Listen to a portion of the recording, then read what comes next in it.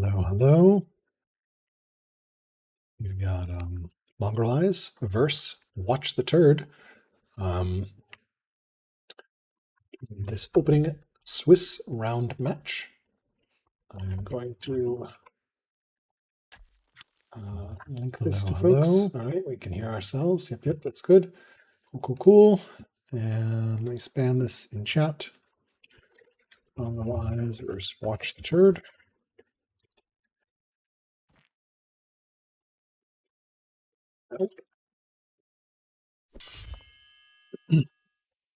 Right, we have got MongrelEyes starting with a Zealot. The trait for everyone is Tracker. Going Persia with Hunters. And it looks like they'll be facing Rome with Watch the Turd, going with a Zealot as well. And again, that trait is Trackers. So 5 simultaneous turns, and then we will go to turn-based. Looks like they are playing on the medium timer, so it should be pretty quick here.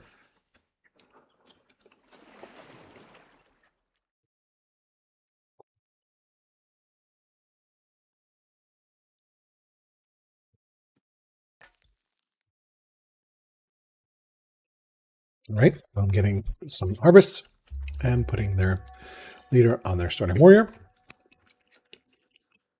Persia.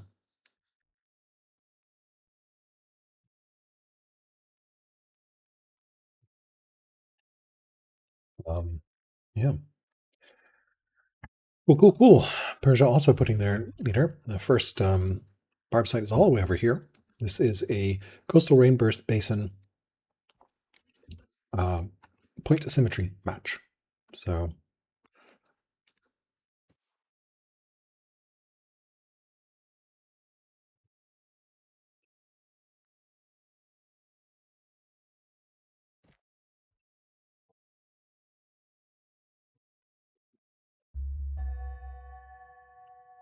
right.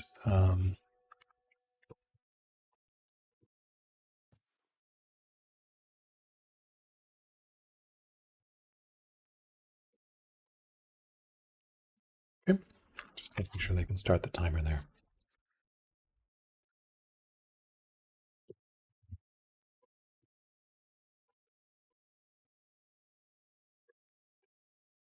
Right. Cool. We are underway. Persia is very strong, especially on maps with pastures. There is that sheep there. Fish here. Surprised no one with traders, honestly. With triple fish, I would be very tempted for traders. That's insane growth. All right, let's swap back to Rome. We're still got a couple simulturns here. The Roman Zealot is just doing work on this camp. Unfortunately, there's going to be unit spawn because they weren't quite able to find it fast enough. Moving the fish over here. Wonders in the game. We've got pyramids, Oracle, Jerwan, Stupa, Ishtar, Acropolis, Monumental Buddhas, Circus Maximus, Pantheon, Hagia Sophia, Via Recta Suk, Heliopolis, and Chittagorara. So really late stack there with the Heliopolis. They got the camp, which makes sense for hunters. Some of us remember Old Persia, which used to have both the fish bonus and it had camp, it had nets and camps. It was amazing. Old hunters. So good.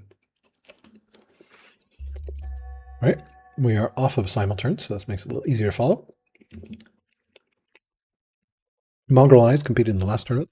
I have not seen Watch the Turd play. And obviously players have gotten a little better since the last tournament. So we will see how things go. MongrelEyes had a very memorable match against PBM. Purple Moose, that they were both on a tiny map. Yeah. All right. There is Scythians. Let's see how many city sites there are on the map. It's actually a cozy map. Some Thracians over here. Looks like 4 sites over here. 2 barb sites, so 6. 7, 8, 9 on that side. Literally nothing in the middle, so 18, 9 per side. Really like coastal rain basin symmetry, point symmetry. Really interesting middle. No city site here, but just like really interesting terrain. So really curious to see which way and how they expand, because with point symmetry maps, you can kind of expand at least 2 ways, and it's always interesting to see if you and your opponent pick the same or different ways. In fact, Morrison and I, in our recent cloud game, expanded the same way and ran into each other early, which is always fun. Right, Persia cleared this, and again, both players got the extra unit spawn because they weren't able to find the camp. I find it's sometimes tricky to find the camp on the first turn, just because point symmetry maps, I feel like the camp is a little bit further away.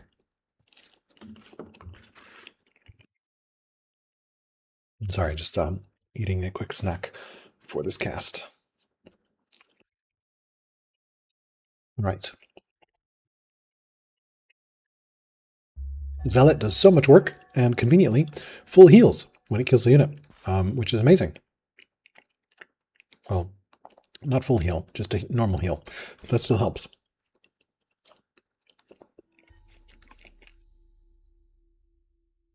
Yeah, Morton, but you ended up winning the game, so that's what really counts in the end.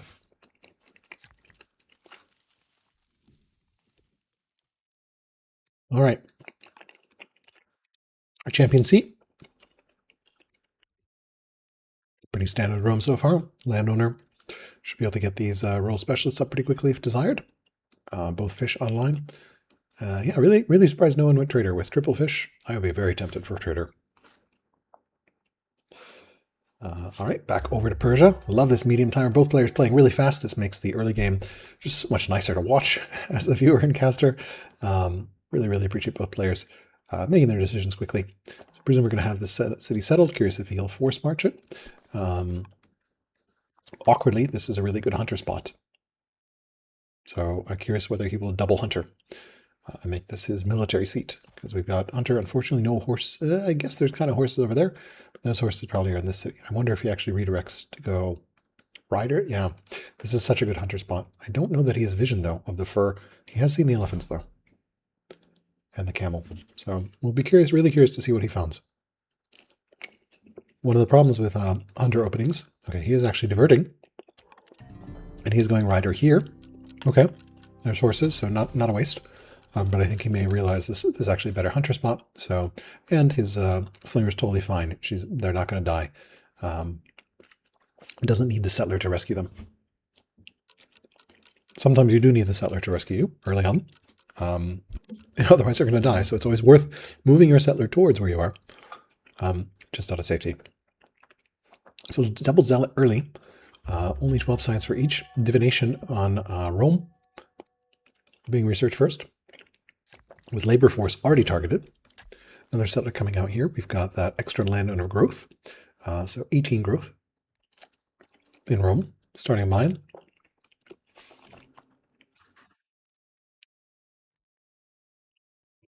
Which is always good for balancing your economy. Just getting 1 or 2 or 3 mines down early can make such a difference. Just because you can start getting some ore, some iron, and that really helps.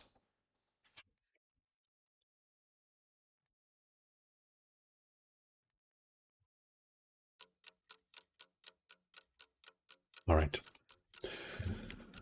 So div from Rome, really bad science rate for both players, 12, because they both went zealot. Stone cutting from Persia, pretty standard.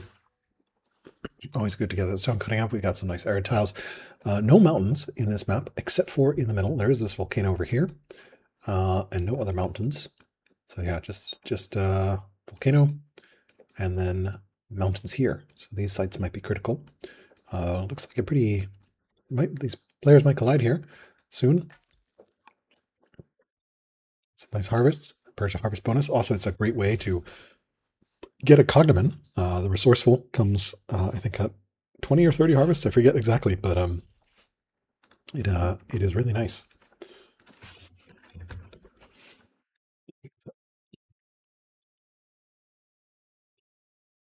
Yeah, right now it's 10 harvests for the plus 30 cog and 17 harvests for the plus 50 cog. And chops actually count as a third of a harvest as well. So Persia, it's not too hard to get 10 early harvests because you are already moving your scout around and already harvesting everything you can because you've got usually extra orders. So very, very nice to do that. Rome also doing that. So that's a gatherer, which is a nice plus 30 legitimacy cognomen. So something early that you can get. All right, we got a warrior coming out with a champ seat. Always love to see that, and champ seat training is so great. I think I was pointing out 18 growth on the cap, so we'll see what the Persia cap is. That should be a little, should be equal, I think, actually, because Landowner gets the bonus 2, but then hunters get double from the camp. He's going right into the Scythians with this warrior, and we'll have another warrior soon. Of course, Rome mobility is so sweet. The Rome orders, not so sweet, which is 9. Moving around here, both sort of hiding around, getting some vision. Both players doing a great job. Persia, of course, will get that extra scout. The map is pretty small, though, so one scout probably will get you coverage for that. In terms of landmarks discovered, we've seen 10 landmarks named by, or sorry, 5 landmarks named for Rome. And then on the Persia side, Persia has just discovered one landmark, and discovered one Roman one. So interestingly, despite double scouts, Persia has not found all the landmarks. Persia's growth here is 16, so a little bit behind, despite already getting the nets and the camp on order. Oh, that's because they, yeah, okay. So I'm actually curious where that breakdown's coming from. This is 16 base, connected, camp, and nets verse over here. This is base, connected, landowners, and nets, and they got both nets up. Oh, and they found a Pathfinder judge in their capital who's actually increasing net output. That's where that difference is coming from. Okay, super cool to see. And Persia is not assigned a governor and does not really have any great choices apart from a scholar. Getting that second fish online. And of course, hunters gave them a little extra resources, which helps tide over the beginning of the game as well. Hunters are really, really quite lovely family. I honestly have been playing a lot of Persia lately, and I'm still trying to figure out exactly which family setup I like best for them. I used to like classic Persia was hunter, rider, states. Cleric start is interesting, but cleric capitals I find they really need you to secure an early religion, and even then, like cleric capital doesn't really get you anything that you necessarily want in a capital. Yeah. Statesman cap is a possibility, but then decrees. If you run Constitution, you can't double decree, which is like my favorite thing to do. Rider cap, doable, but the cap is always connected, so you kind of miss out on that. And like the extra scout, you're probably not going to have orders for double scout right at the start. These are some terrifying times on these techs. Labor force, 12 years. 13 years. Forestry for 21 years. All right, labor force, we're going to, of course, we will improve our science as we go along. But Zealot, of course, is the hardest science start in the game because you start out with -1 wisdom on your leader. Second settler coming out here. And I presume we're going to see estates founded there, but we'll find out here. Persia has researched stone cutting, and we'll see what they do. Whether they go for labor force, food boost, drama, or polis. I would expect labor force. Likewise, getting that road network up is pretty nice, although we have a pretty good river network already. So these cities are starting connected with each other. The Roman city did not start connected because Persia did not. Persia found the free city site, the Roman city does not, but that also means this slinger is sitting here, so we might have some early conflict. Because, yeah, Rome might be going for this site, which feels very much on Persia's side of the map. And this is kind of the terrifying part of Rome, that Rome just has so much mobility. Like, look at where this you could have a Roman warrior all the way over here. Yeah. So this should be really interesting here. Persia also getting a slinger, but Rome already has their second unit out because champion sites are insane. Seats are insane, and they already have steadfast on that unit as well.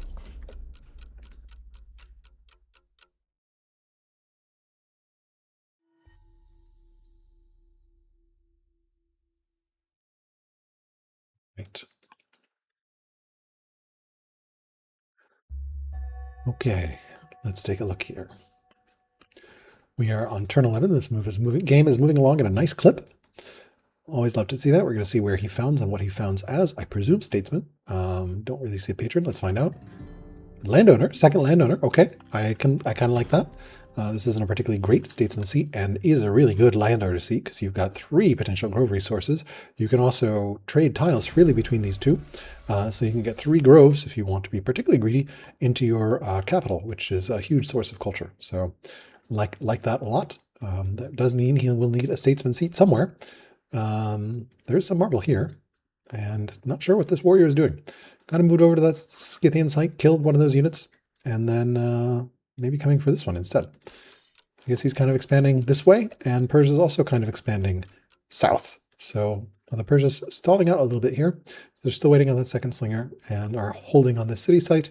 One of the downsides of not founding on the freshly cleared site is you can't heal there. You'll have to move your slinger to do that. Of course, they can easily move their slinger, but they might know there's a Roman scout around. They both have met each other and declared war. Rome is actually showing as much stronger. So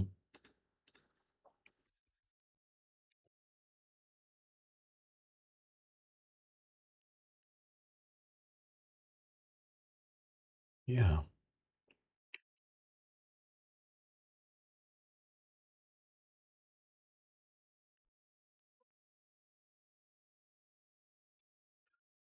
All right. So Persia's got both scouts next to each other, harvesting, presumably going to get some more fur. Nope, just going to keep scouting. How are we on the landmark count? We've got 2 landmarks discovered and 1 named. So Rome's kind of gotten all the landmarks, which is surprising. Would not expect.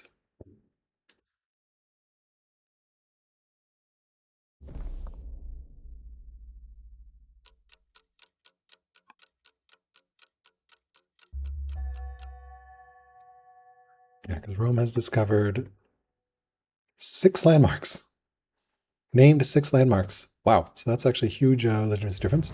We've got the land dispute option. I think this is the correct choice, because then like you get potentially some civics on a reward, if I remember right. I always used to take one of the 2 options because I was like, oh, future events, but I think that's good. This one, they just end up both pissed off at you. But I think that's right. So much old world. Hey, San, thanks for joining the chat as well. Yeah, so we've got some beautiful landowner play here. So Rome has made their 3rd city a landowner city, so that they can share tiles, potentially get some of those groves into their capital. And they went landowner as well in the cap as well. So I know you always love seeing some landowner action. Persia scouting around in the eyes of the law. I don't know this event.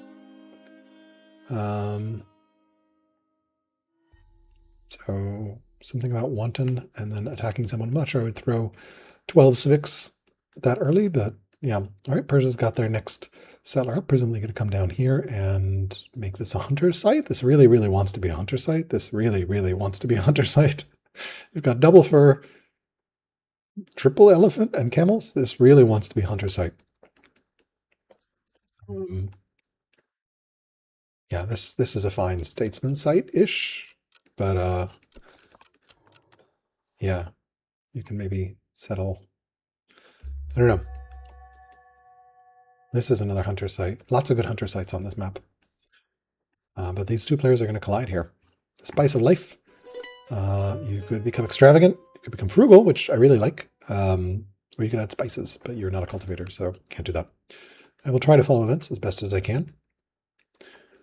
All right, so and we've got ambitions, 6 technology ambition. That one I think is pretty reliable. You're going to get techs. It kind of happens as you go along. As long as you're not doing some sort of insanely long beeline, you should be fine with that ambition, especially since it's the first ambition you can get. Of course, science is so painful on zealots. So you're going to have some issues with just science speeds. It's important to get the specialists up. Rome did get divination, I believe, first. So we'll be curious to see whether we see any shrines get started here soon. And maybe we get Zorro for Rome.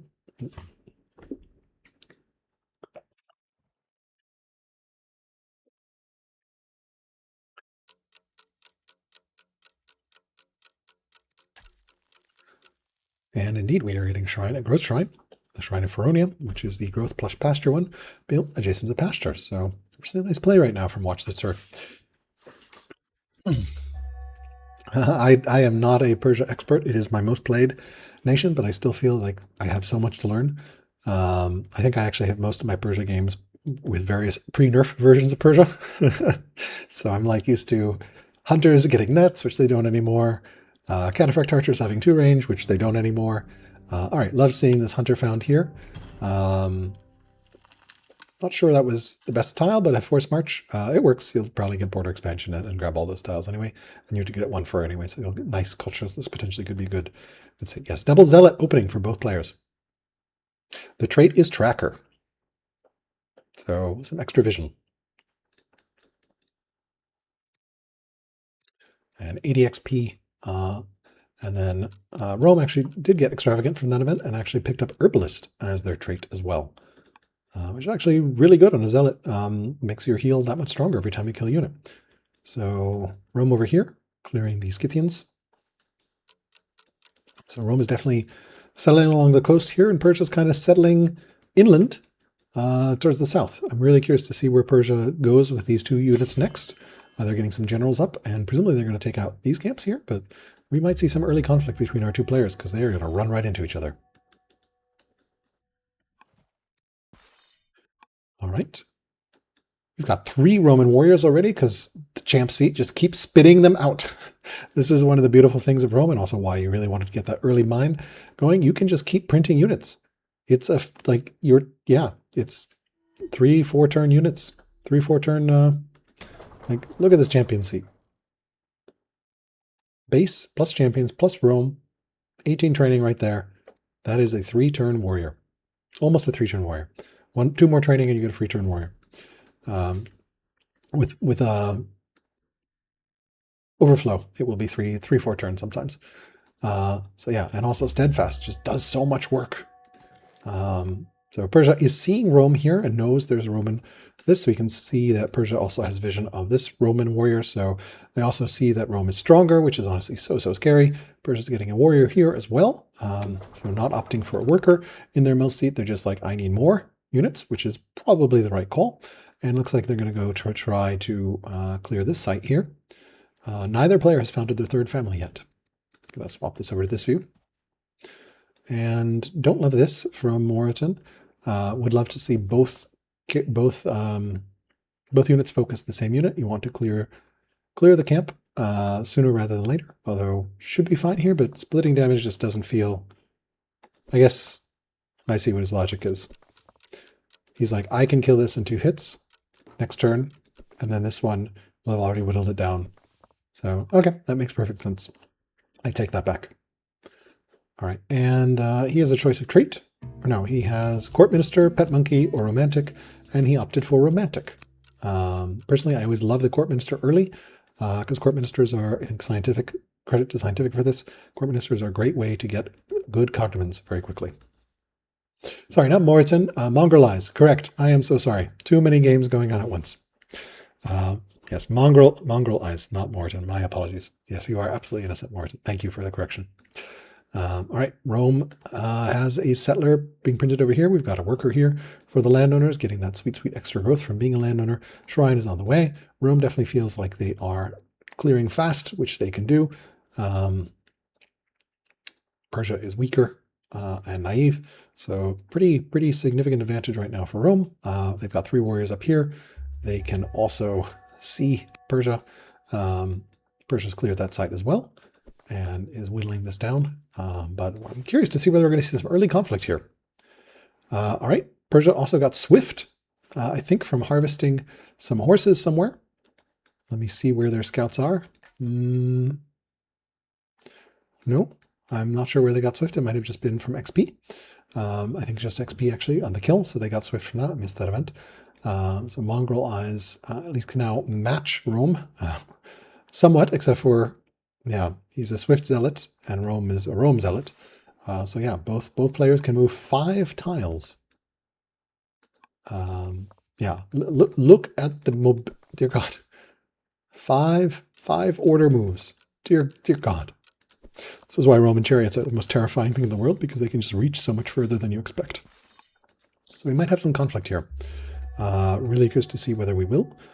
Unfortunately for Rome, this camp upgraded in their face, which is really, really, really annoying. That's what this little counter is here. They weren't able to quite get enough damage, so instead the unit that was injured pops out, and then they've got to start over here, which they can do so, but it's going to slow them down a tiny bit. They also need another settler. All right, getting a second scout, which I really love to see from Rome, and we already have another warrior. Just a little bit order constrained, especially since you've got such insane reach. And yes, it does look like we're going to see early conflict. Yeah, Rome is going to clear this site. Persia is going to clear this site. This is now awkward because you've got two cities staring at each other, or we'll have two cities staring at each other. You definitely want to found on this as quickly as possible, 2 years away. So you can't move away until you found, and you can't move away until you found. So yeah, Persia really wants to go back and clear that site.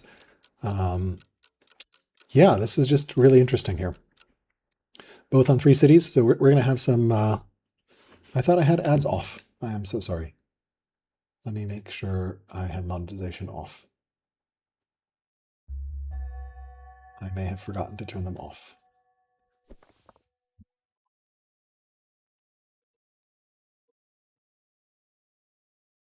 I think it copied game settings. Don't think there's a way for me to turn them off right now, sadly. So I can tag products that you can tag for shopping. Oh no, I can delay ads. There we go. I can hit pause. Okay, I can delay ads, and every 10 minutes I can just hit delay ads, so that'll work, I guess. So I don't think there's a way for me to turn off monetization from where I am here. Yeah, that's my bad. I should have turned off. All right, so Persia is going back and healing. Does have only 2 units versus 3 Roman ones, which is a little scary. Roman scout poking around, seeing what's going on. Okay, I see your 2 units. Rome's got great vision of what's going on here. They see the Persian unit. They could, in theory, go try to kill this. I don't know that I would do that. I think I would first rather clear the camp and then maybe settle. Like you're actually kind of behind pace on settling where you want. Yeah,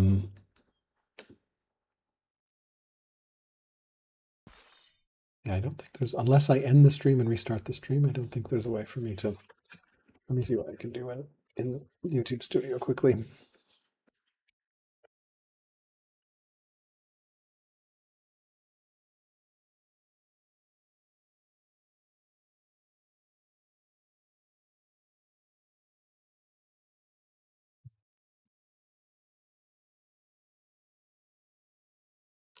There's no way for me to turn off monetization after I've started a stream, which is annoying. All right, back over here. Let's see. We've got 4 Roman warriors, which is terrifying. Iron sharpening iron. He took extra courage. Makes sense. All right, actually, there is a way. I have to go to YouTube Studio, and now I can turn off monetization. All right, so I did manage to turn it off. So hopefully that will work. And you will not see ads. Let me know if you see ads. Yeah, the player names here are last game we had some stew, carrots and stew. This game, yeah, Rome and Persia. The players are Rome and Persia. But yes, this is a scary, concerning number of units. It was a good choice there by Persia to settle the city there. It's going to, especially Hunter City. Now it's going to be much harder for Rome to attack in. But it does mean it's going to be a little scary. Rome also moving along here. Should be able to force march settle if desired, or pull up here. Honestly, 4 years away, I might settle forward here. Just to have the site down. Although I don't think Persia's in any chance. Like, settling the site, yeah. Like, I think, yeah. Yep, he is settling forward, as expected. That way, champ seat. Or not champ seat. Okay, so both players still have not settled their 3rd city, or 3rd family. Yes, this is definitely very scary. Rome can come very, very hard and very early. And probably can't take a city off of you, but they can definitely screw with you by killing your units. And it is a pretty big map, yeah. So that just, I think here that both players sort of expanded towards each other. Like Rome didn't bother with this site; they just went for this site and this site, which kind of makes sense. You kind of want to move along the coast on coastal rain basin, and since this is a point symmetry coastal rain basin, they're coast on both sides. So eventually, you do want to get some nice tiles. So, yeah. But really curious to see where these warriors go next. Hunter Slinger, so much damage. That is an 8 damage slinger. 8 attack slinger, not 8 damage. So he's getting another slinger, which again, like I think this is the. I definitely fell into this trap in my game against Rome in last tournament against Nazar. I was like, oh my god, he's got so many units. I need to build units too, and then kind of stalled myself out economically. But this does feel like a lot of aggression here because we've got a warrior being built, another warrior coming along. Rome is showing is much stronger. I do wonder what Rome is going to do here. So this is going to be a pivotal turn here on turn 19. So we will see here.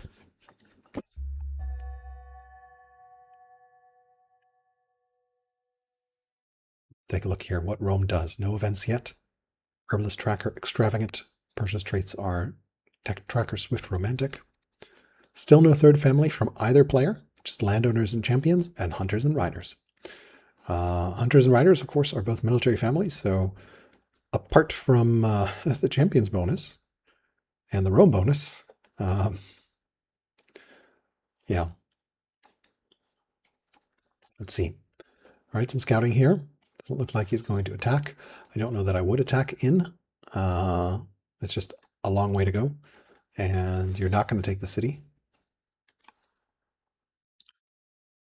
Yeah, I think that's a great point. Frederick puts out in chat that avoiding plain barbs since they don't raid, and then tribes give you some nice camp clear events. Of course, getting a free warrior from a tribe, which is what happened here. This is one of the free warriors from our tribe clearance events. Can give you a nice snowball. That extra warrior is a big deal. Interestingly, he moved his general back here onto this warrior. So he's pulled his warrior back, and yeah, I guess maybe he's going to clear here, or really curious what he's going to do. There's still 2 more Scythian sites, and no one has touched the Thracians yet. No one has even met the Thracians. Yeah, the free warrior is a huge tempo. It's one of the reasons I think, love to try to clear those camps. Back to Persia. We are building another settler. We've got another warrior out. We're taking out this camp. There's so much damage. Look at this, just chonking units. Getting another slinger. This warrior should be able to clear just a little bit out of orders. Just 1 improvement being built, getting that mine, even things out. Did get that early stone cutting. Don't see any quarries yet because we just have 1 worker. 3 tribal site ambition for Persia. Should be able to do that. We've got 1 tribal site cleared. We're going to probably do another. Then I'm curious where the 3rd one will be. I don't know who's going to take this Scythian camp. This feels really risky for both players to take. This one probably will go to Rome, given they're going to have this city. This one probably will also go to Rome because it feels like they're splitting the map horizontally. That means Persia will have to go take out the Thracians. All right, stone boost for Rome. They just got labor force on turn 20 and have enacted slavery, supercharging their economy even more. Well, I guess not supercharging, but like charging their economy. Let's take a look here. Continue to scout. Really love the scouting visibility, and gotta give hats off here. 14 legitimacy, 7 landmarks named from Rome. If we compare that to Persia, we can just go back with this. Persia, despite starting with riders and extra scout, has only named 2 landmarks.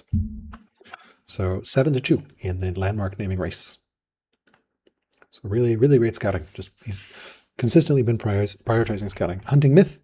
This is the hunt event, which I think generally worth taking. It gives you XP. Will cost you one legit, but like in general, it's good XP. So we'll keep an eye on what he does there. And yeah, this settler coming along. Another scout here, which is going to be great. Got this zealot leader going off, and I guess he's going to... I wonder if he's just going to ignore the barbs and just go straight for the Thracians to fish for tribal events. But then why not? Or then he's going to use these warriors to go over to... I don't know. All right, looted by the beast. He could get, since they did start with tracker, they could get the find the beast this way. And then as the choice here of legitimacy but being wounded, severely wounded, or blinded, which is probably not what you want. And let's see what he opted for. He opted for... didn't see that. So, and Persia just resolved an event on me as well. Yeah, sorry, I missed the follow-up event because the turn flipped over. It looks like Persia is clearing out this camp here. Rome, of course, has a vision of it. Persia doesn't know that Rome has vision of it. Roman warriors kind of, looks like they kind of go for that camp. And then, yeah, it does look like he might be going for the Thracians, or might just snipe this scout. Won't quite have enough damage. So,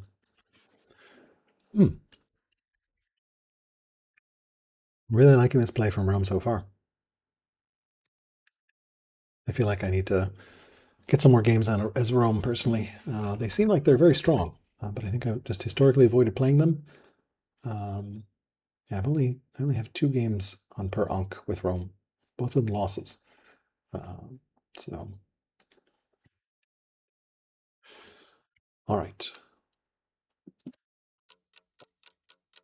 We love the medium timer, keeping things moving along at a clip. And both players seem to be doing fine with the time pressure, and one's running out of time.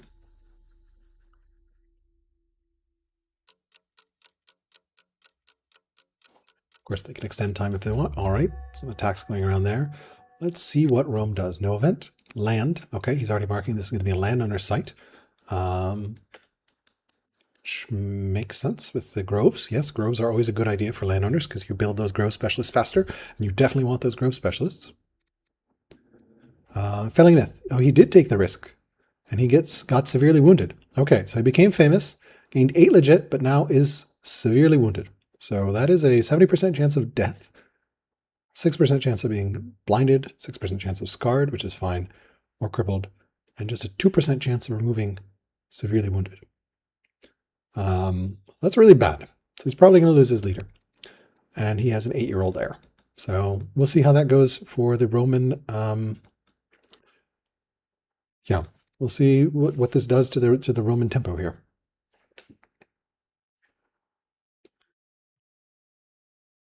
All right, if you're just tuning in, we've got an exciting duel between MongrelEyes playing Persia and watchtheturd playing Rome. Both players are on 4 cities right now, although Rome is going to get a 5th city here shortly.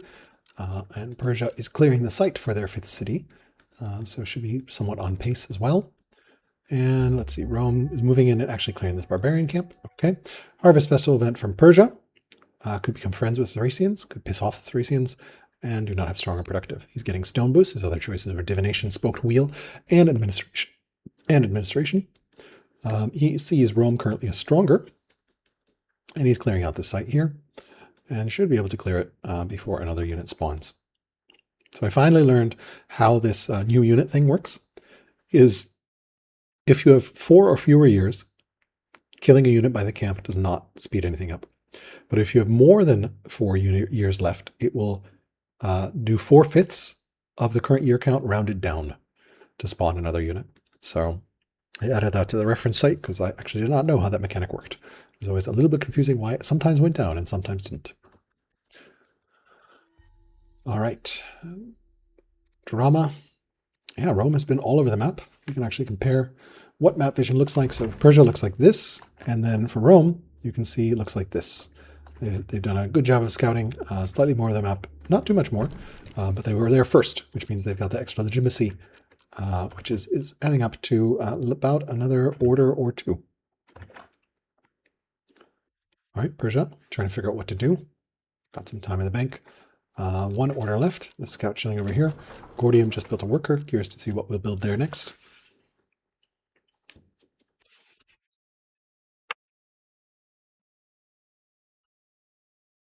All right.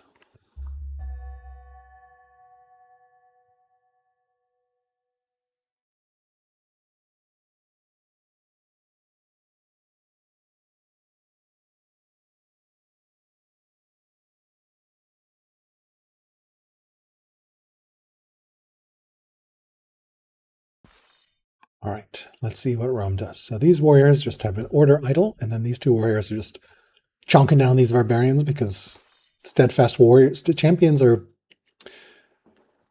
I love to hate champions. They're really strong. They trivialize clearing barbs. The challenge, I think, with champions is the seat is really, really good. Steadfast is really, really good early, and then it's also good against Carthage. Or against Wheezy as well, because their step riders are tribal. But after that, they kind of fall off. The seat continues to always be amazing, but other cities just get extra training, which is just like any other military city. Steadfast, which doesn't matter when there's no more barbs, and 50% city defense, which, if your city is being attacked, is helpful, but otherwise does not really do anything for you. And ideally, you do not want your cities being attacked. All right, 20 coastal or ocean tiles. Curious to see if we will see some tile buying. He does have a landowner seat as his capital, so can do so. 20 seems like it might be a bit, but if he founds here, maybe 3 years until that spawns. Okay, Persia continuing to clear things around. These guys doing work over here. 3 tribal sites. This will be tribal site number 2. The Roman leader also has a new leader. I think that's their regent, right? Rome, yes. So the Roman dude did die from, the Roman leader did die from severely wounded. And I presume, I'm going to swap over quickly to Rome, sorry. No, the Roman leader did not, oh, that was family, sorry. The Roman leader is not dead yet, but still severely wounded. My apologies. I was looking at families. It's like, who is this guy? That's the Hunter family dude. Okay. Still no third family from either player. So I'm curious if Persia is going to block this city site. That is not going to go well because Rome can kill it. But it's so tempting to block it. Nope. Wisely deciding not worth it. I see all these warriors. There's no way that ends well. All right, Persia's cleared that city site. Is healing their warrior around. Rome has just researched Stone Boost. We've got the choice of air education, philosophy, politics, and we're going for philosophy.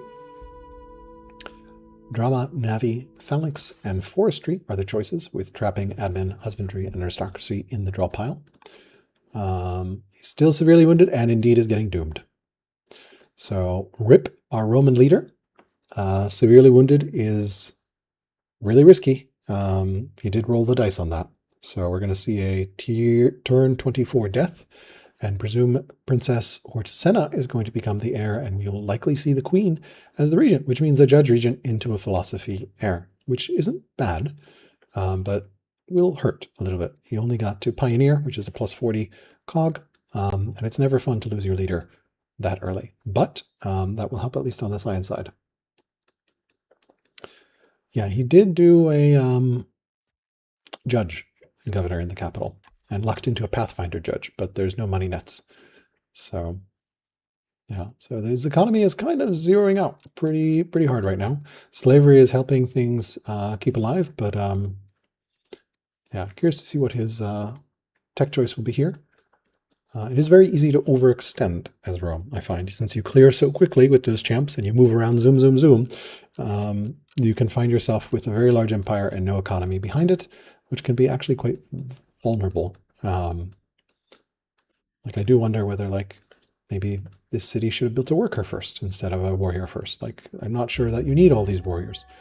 All right, we've got another choice of ambition: 6 farms, 6 techs, 5 unit promotions, or 20 XP. Really take 6 techs here. Unit promotions also possible because you have a bunch of training, but you don't have that many units. So that's actually a lot of training, but probably actually easier than 6 techs. 6 techs will take a while, especially on Zealot XP. And we are going to indeed take the promote units 5 times. ambition. So we got this settler done. We are doing some flatland quarries. So shout out to the flatland quarry. Definitely better than nothing. Would love to see some quarries on arid tiles, of course, but beggars can't be choosers, and the mountains are awkwardly far away on this map. And we're getting some of that camp up, which will help Persia. Persia's economy looking a little bit better than Rome's. They got stone cutting. What did they get? Sorry, I thought they were going for labor force. They got drama. Oh, they went for drama. Interesting. Early drama. Okay. Early drama is interesting. I personally don't love it just because I find drama is a fine tech, but you probably don't want to build Odeons that early. And the free settler on a low science rate is actually a lot of time, even on a high science rate. Like, I think I would have probably gone for labor force instead of drama, but we'll see. Speaking of drama, we've got a new queen, an 11-year-old, Hortesena. And indeed, her mom is going to be the judge regent. So, judge regent, so good. You can just hold court a bunch of times. Don't worry about improving opinion. Opinion's fine. Just spam that hold court button. Get those civics. And it can become prosperous with getting worker, fierce, or that. I would probably get the worker in the cap personally, but we'll see what gets chosen here. We have founded the city here, landowner city. So Rome is now up a city. Though Persia should be able to get there shortly. So the Persia's doing a good job keeping pace. And they're still clearing this site. Kind of ran out of orders, I guess. Do need to attack here. And these warriors are sitting there, draining iron. Visitor from the east. You could get a courtier. Or get Confucianism, which you probably don't want. Indeed, courtier, good choice. You can tutor if you have any money. You can hold court. Lots of fun stuff to do here. Yeah. Still discovering landmarks, so that's good. All right. Stone boost discovered on the Persian side. We've got our choice of free settler, polis, spoked wheel, mill drill, and then in the draw pile, div, labor force, admin, architecture. We are going for the free settler to try to get a tempo pace so that we can get trappers in our capital, which, okay, a little unexpected there.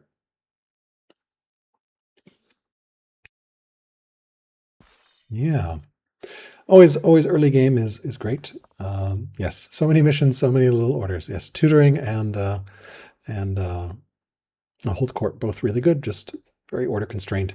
If we take a quick look here at the mill graph, we can see Rome is almost triple Persia's force, but if we take a look at the order graph, they're actually holding on pace, although Persia had superiority for a while. And the science graph, slight boost for Persia here, probably because, where the heck is their science coming from? They have a queen, a wanton schemer queen who is really, really happy. She is making the difference in terms of science. So Persia's healing up here. Got an event, also have a choice of air, philosophy, politics, etc. We will see what the Persians go for Princess Shirin.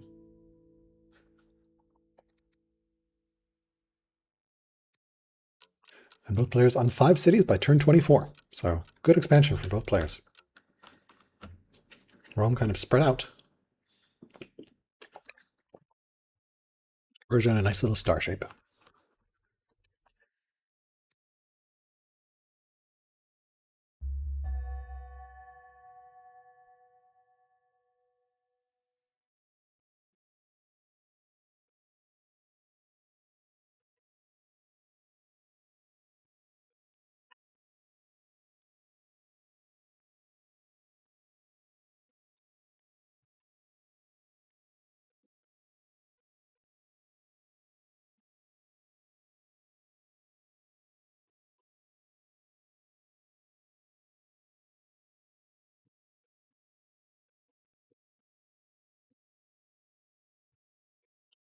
All right, back over to Rome. Restless Hands, Delver, or Naturalist. I really, really like Delver personally. You want so much stone in this game. that it is always nice. And naturalist, lumber mills and pastures, probably not as good. So Rome should clear this out just before we get another unit spawn. Building another settler in the capital, getting some workers up. We can take a quick look here at another one of my favorite stats. Work returns 22 versus 19. So both players not really investing more too much in workers yet. Really expanding, and then we're going to see here how things will go. So yeah, these two Scythian sites, they're going to start raiding people in 5 years. At war with both players. Really, really hate the guts of the Romans. So we'll see how things go. No hold court mission yet, and no tutor mission because they have no money, and I don't know that they want to sell their stone. Also, we have the Great Stupa being started by Persia. I'm sorry I missed that. That is a new wonder that came in this thing. This enables, it is actually kind of expensive. It costs, I think, a bunch of civics, but Persia has a bunch of civics. Right? Stupa. It costs 400 civics and just 400 stone. But it lets you build a pillar edict. A pillar edict is basically like a hamlet. You can build it anywhere. And it gives you 2 civics a year, which is great, base civics, and legitimacy. And it just costs 10 stone in a year. So it's a nice little border pusher. It's a nice wonder, just pretty expensive in terms of science, or in terms of civics. But you know what? 400 civics. What else gives 400 civics? The statesman family. When you found them, you get 400 civics. So always great. Nice little combination there. We also have the pyramids, Oracle, German Aqueduct, Great Stupa being taken by Persia, Ishtar, Acropolis. Not sure I would have gone for the Great Stupa yet, but definitely a choice. Personally, I always love pyramids when pyramids are on the board. But honestly, I've never actually built the Great Stupa yet, so I don't know how good or bad it is. That's just based off of my sense. Rome scouting around here, getting some vision. Probably going to hide in this forest. Where lightning strikes, lightning has rained down. We have the choice of civics, or culture and happiness, and then ambitions. So here, definitely do not take ambitions as a regent, because they will be offered to you, which is a choice. Yeah, you do not want to take the ambition because they will become a legacy as soon as your regency ends. And yes, Stupa in the rider seat to push the culture to get there. Actually, that's a great point. Yeah, especially since there's no horses in the Hunter state capital.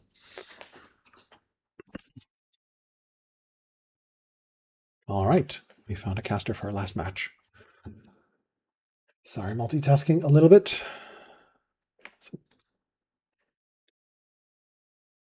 Cool.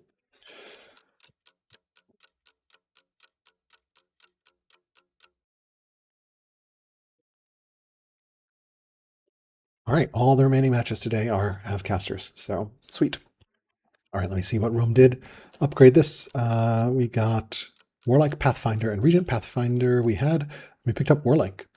So that's going to speed up production a little bit, getting a worker in the champ camp. We've cleared this site. We have a settler. I guess that settler made over there. All right, back over here. All right, Art of Governance. You have a choice of, this is basically, your kid is like, make someone a governor. And they decided to make someone a governor. It's a free assignment, so it's kind of a nice way to get a governor for free. Yes, there's no culture source in the rider seat. Always can be challenging to get there, especially if you don't get an early religion. So yeah, the wonder could have helped push that culture with that for culture a year. All right, promote 5 units. We've seen 0 unit promotions so far. Season this, and did we lose a unit? Oops. It's lost. No one's lost a unit. Did I just lose track? Slinger. Oh, over here. Okay, so he's going to go after the Scythian site. All right, iron sharpens iron. I actually like the discipline personally because I really love discipline as opposed to influencing the matriarch. But yeah, discipline I just find really good for money. And money just smooths everything. All right, looks like the Romans are going to go against the Thracians here with just 2 units, which is a little confusing to me because they've got so many units over here, just sitting here. They built all these workers, or sorry, all these warriors. They're building more, and they're not doing anything with them. Apart from looking imposing, which is good, but they don't have orders to do anything with them, I guess, so I don't know. They're going to go after this site with just 2 warriors, which feels like it could be a little scary, especially if they're not full health.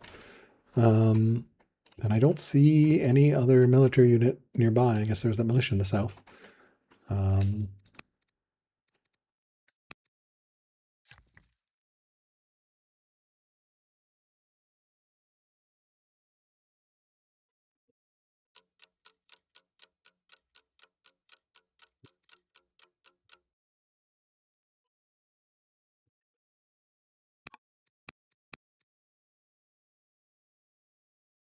All right. Back to Persia here. Playing ball event. Become endeared. Get some wisdom on your heir or some discipline on your heir. Yeah. Persia did get states. Persia did found states. Rome has not founded anyone yet. Has not founded statesmen yet, which is honestly pretty interesting. They went for landowners, and they have not founded a third family yet, and they're getting Hamlet here. So still no states. Let's see, Persia healing up here. I'm going to hide this religion tab for now, because that way I can just keep an eye on family opinion without religion showing up. And moving around, scouting around, discovering a lake that the Romans have already named, which is definitely annoying when you've discovered 8 things named by your opponent.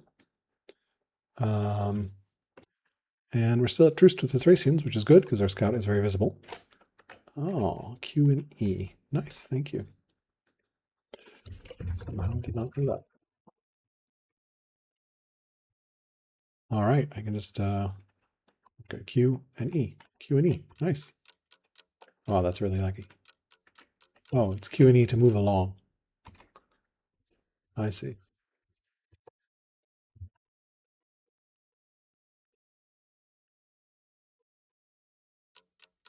Okay. Cool. All right. So I can just do this. That's really fun. Awesome. So easy to toggle between these 2 tabs, which are, I think, the 2 most valuable tabs to look at. All right, and we'll see what trait they get on their family next turn. Yeah, still no third family. Art of governance as well. So another governor choice event. This just happens if you're a student, and you can make someone a governor. Confucius is probably your tutor person, which we haven't seen any tutors yet. This definitely looks scary. This guy needs to turn around and heal. You cannot go into this camp with these 2 units, which really sucks because you got these units over here, but just no orders. This is part of the problem here right now with Rome, and also no statesmen. Like Rome is definitely choking itself with orders. They've got a bunch of landowner cities and a bunch of champion cities, but 0 statesman cities. And it's definitely making it harder than it needs to be. This guy could still kill this guy, I think.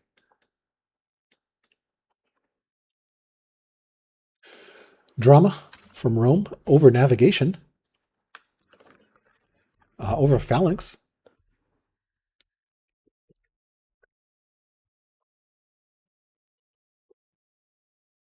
All right. Scientific, you're blowing my mind with these hotkeys. It's amazing. In case you didn't know, Q and E lets you cycle these tabs left for Q and right with E, which is super convenient, especially when you're casting, to just be able to quickly glance, and also when you're playing, so you don't have to move over there and click around. Let's see, we are getting damaged over there. Look here. There's a look here somewhere, but I'm not sure where. All right, Persia, they've researched free settlers. They have that extra settler. They don't have anywhere for that settler to go. It does feel like we're amassing some units over here. We've got div, admin, labor force, and architecture. Probably div, I would imagine. Labor force, also very valid choice. Swimming and civics. Got some really nice stats on their leader, still on their starting leader. Rome had theirs die after winning the Great Hunt, but then getting severely wounded by the beast. So curious to see if we're going to see them go in here and take the Scythian site, which feels risky because the Romans are right there. We're also 2 years away from turn 30, and turn 30 is, of course, when raids start. So really curious to see which way the Scythians will raid. And in fact, one possible strategy is don't attack yet, wait for the raid. Ideally, the raid goes towards the Roman, and then go in.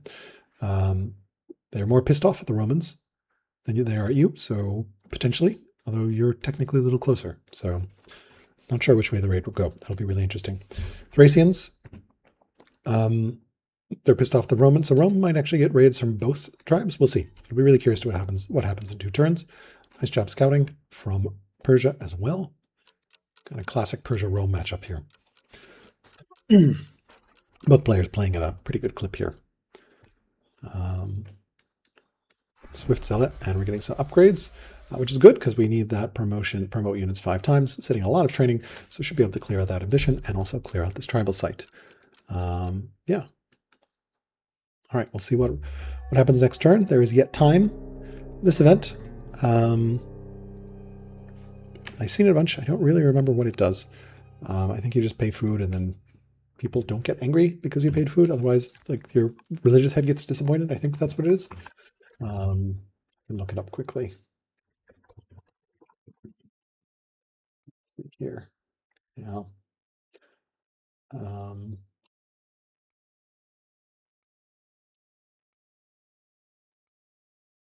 Yeah.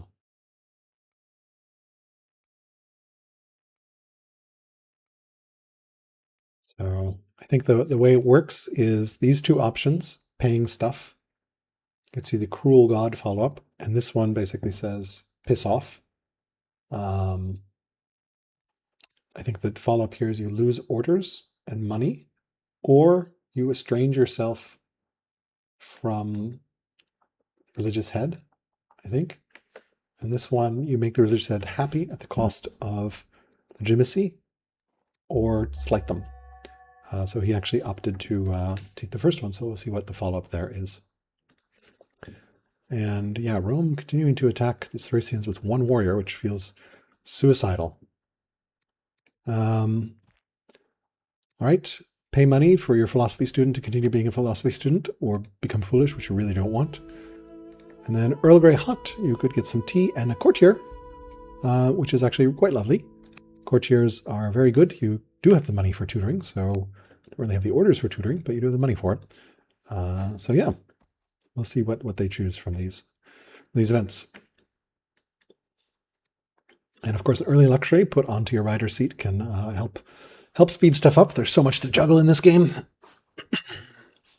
It's important to grab those early luxuries and just throw them at where you plan to build your unique unit.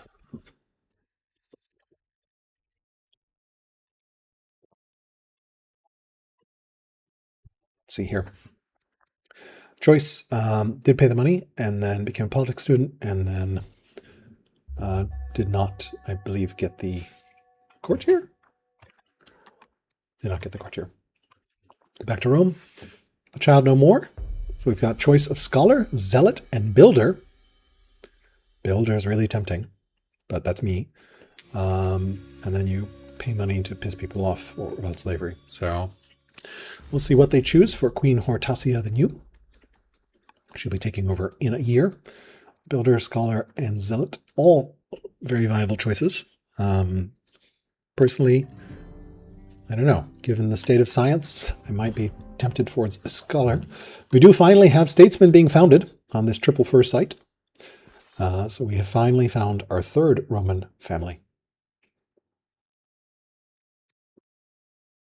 Yeah, we actually are going to fail this legacy if we don't get 3 more techs in 10 years or 14 years.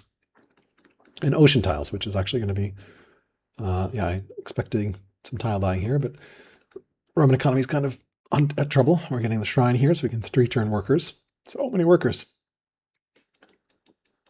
Just no orders to move them all.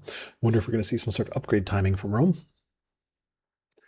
No laws yet, apart from slavery in Rome. Persia doesn't have any laws.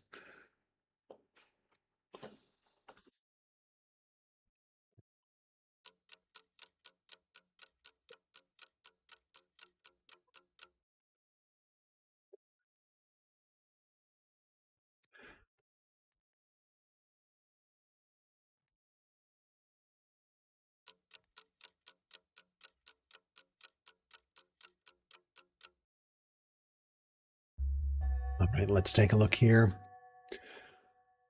Got the Great Stupa under construction. Some more events. Going to try to follow events. Cult of the Flame. He decided to take the polytheism and the legitimacy option.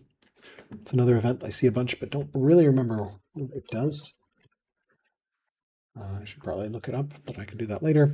Let's see what's going on here. We've cleared this site, and we've gotten a raid that's going at the Scythians, and we're founding riders, which makes sense because this is actually super hard to reach and also has horses. So, and then this raid is going for Rome. So this camp decided to raid Rome. That camp decided to raid Persia, and the Thracians have not decided to raid anywhere yet. So Scythians are equal opportunity raiders.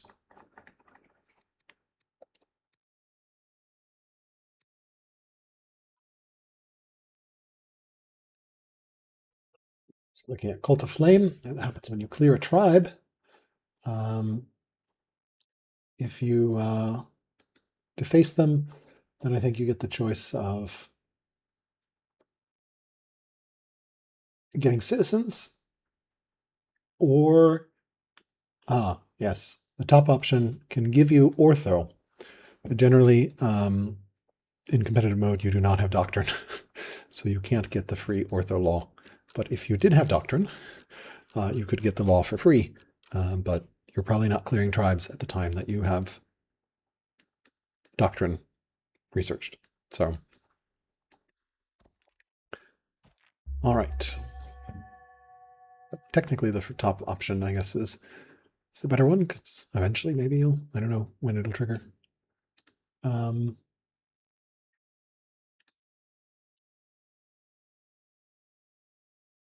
Once per game. Yeah. Right. So we went with Scholar for our leader, which immediately helped our science out. Curious if we'll replace the judge in the capital. Perhaps not. We are family marrying into the statesman. Queen Cortesia, a Delver scholar. No more zealot. And we've got this raid coming in. Fortunately, we've got a lot of workers there, warriors there. We don't have exploration, so the river doesn't help us. Random landowner worker doing stuff over here. Yeah, I feel like Rome has stalled out a little bit here. They got up to 6 cities very quickly, as did Persia, but they have all these warriors that aren't doing anything, and they feel like their economy is in not great shape. And they're equal on worker turns, equal on improvements. Both players have 34 worker turns and 8 improvements. Military score way ahead.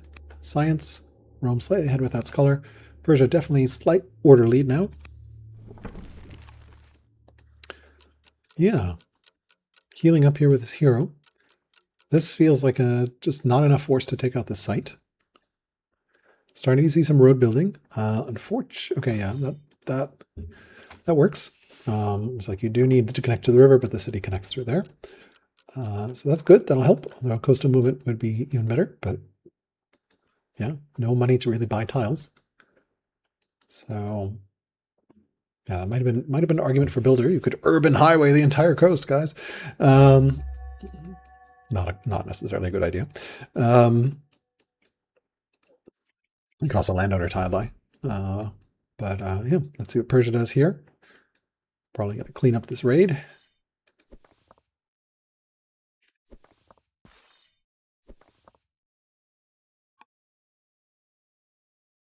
Right. Rome did not attack, so Persia got the site. I wonder who will get this site. This feels like it should be a Roman site. It's actually a really, really nice site with pearls, dyes, pearls, honey.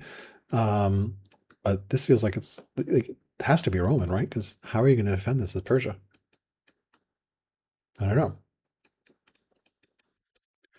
So Persia is at 6 cities. Rome is up 6 cities. Labor force on the way for Persia. Definitely got the science for it. Getting some horses for the sweet, sweet pastures. Look at these pasture order economy. Persia economy starting to take off there for orders. Economy's in decent shape. A little bit light on stone. Light on that. Slavery will help with both of those. Getting some more flatland quarries. Love this. Not afraid for the flatland quarry. Yeah. And Rome is still stronger, which is terrifying, but they're not doing anything with those warriors. They've just been standing there the entire, like, last 15 turns.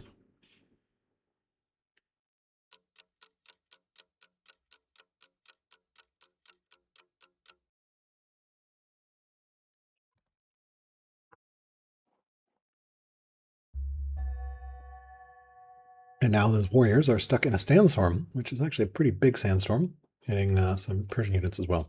An awkwardly worker. Family marriage. Can marry a judge or a schemer. Beast of the sea.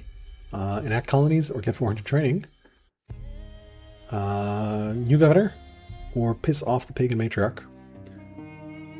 Pay some money or estrange the pagan matriarch. So let's see what happens here.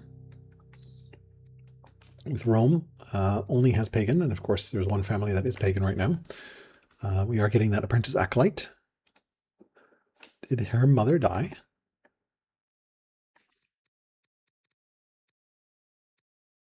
Yes, her mother is dead, severely ill. So we don't have the judge anymore. So curious whether we'll see her being assigned to the capital.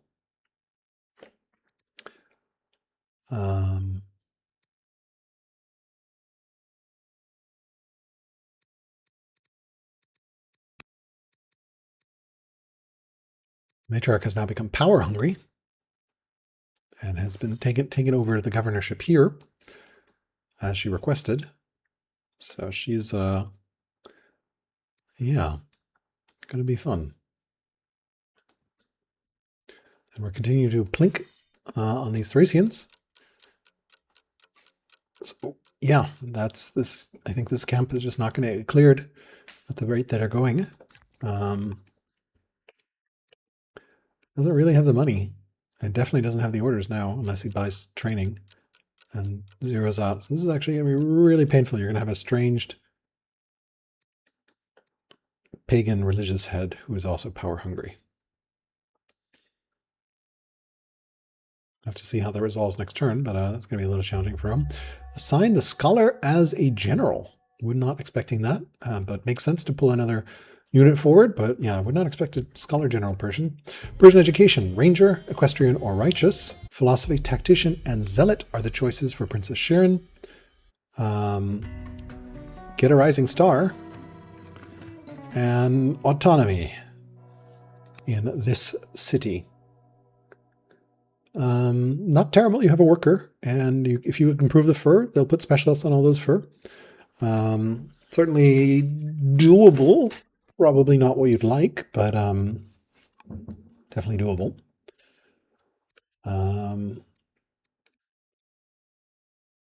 Yeah, we'll see what Princess Sharon gets. Tactician or zealot. Tactician could be pretty scary. Maybe that's why there's the Scholar General, but that was, of course, assigned before the choice there, here. All right, turn 32. They take righteous on that child. See if they get the Rising Star, the Oligarch. Pretty good.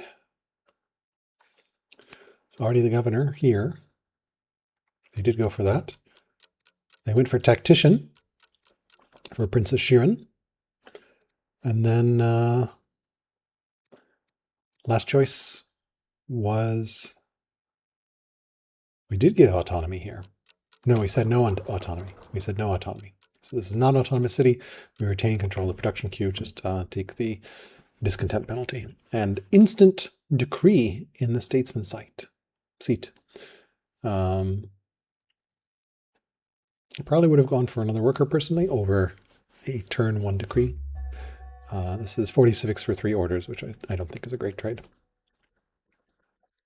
Good road building here from Rome. I don't think Persia has started Rome yet.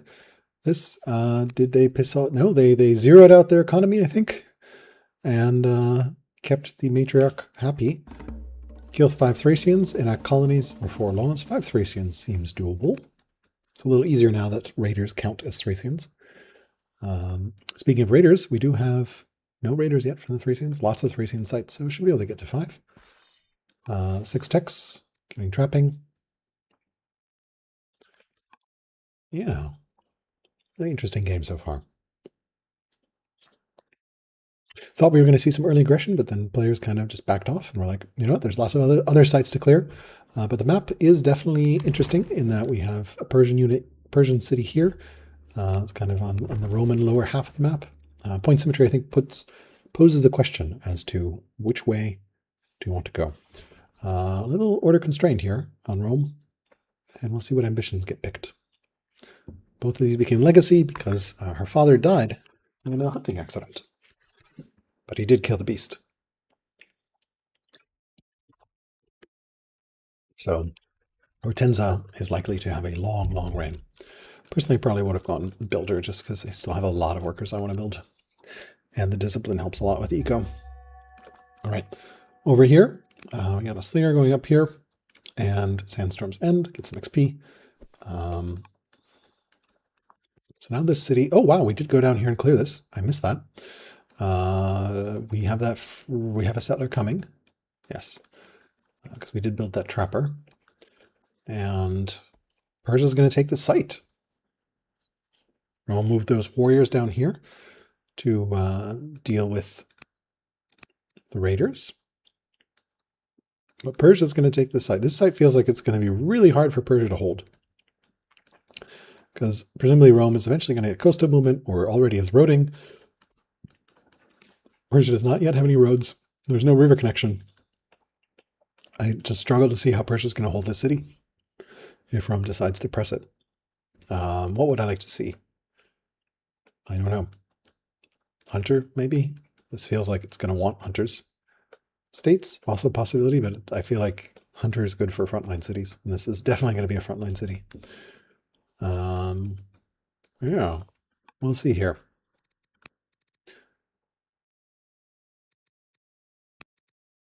Labor force, so they will be able to get some roads, but they have no stone economy to speak of. They did get the Great Stupa. 400 stone and 400 civics. We'll see what they end up doing with that. Haven't promoted units yet. Could definitely do so. You always want to finish that ambition as quickly as you can, because it does give you that legit. And yeah, there's really no reason. You have enough units now, you can promote a bunch. And some of these units even already have XP, so they're pretty cheap promos. Just take orders. So yeah, it's a very, very easy ambition to fulfill. All right, over here, we've these Thracians turned into raiders. And presumably did we have the scholar on a... Okay, she's over here. Yeah. Rome does not see that Persia has cleared this site.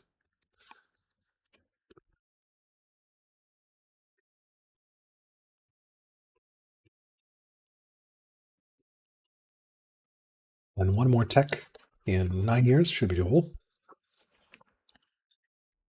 Hopefully. Next draw is pretty much anything. You're building a fisher here. I think it's defensible as a landowner site. You build them so quickly.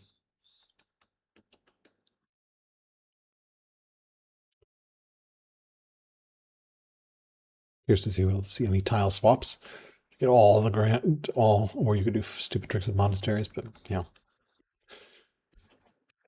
All right, let's see over here. Yeah, just dealing with this raid.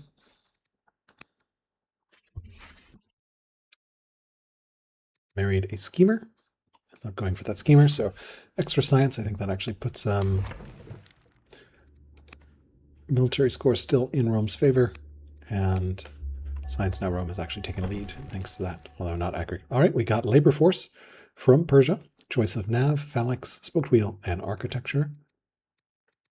Not really sure what I would pick here. Not architecture. Probably nav. More orders are good.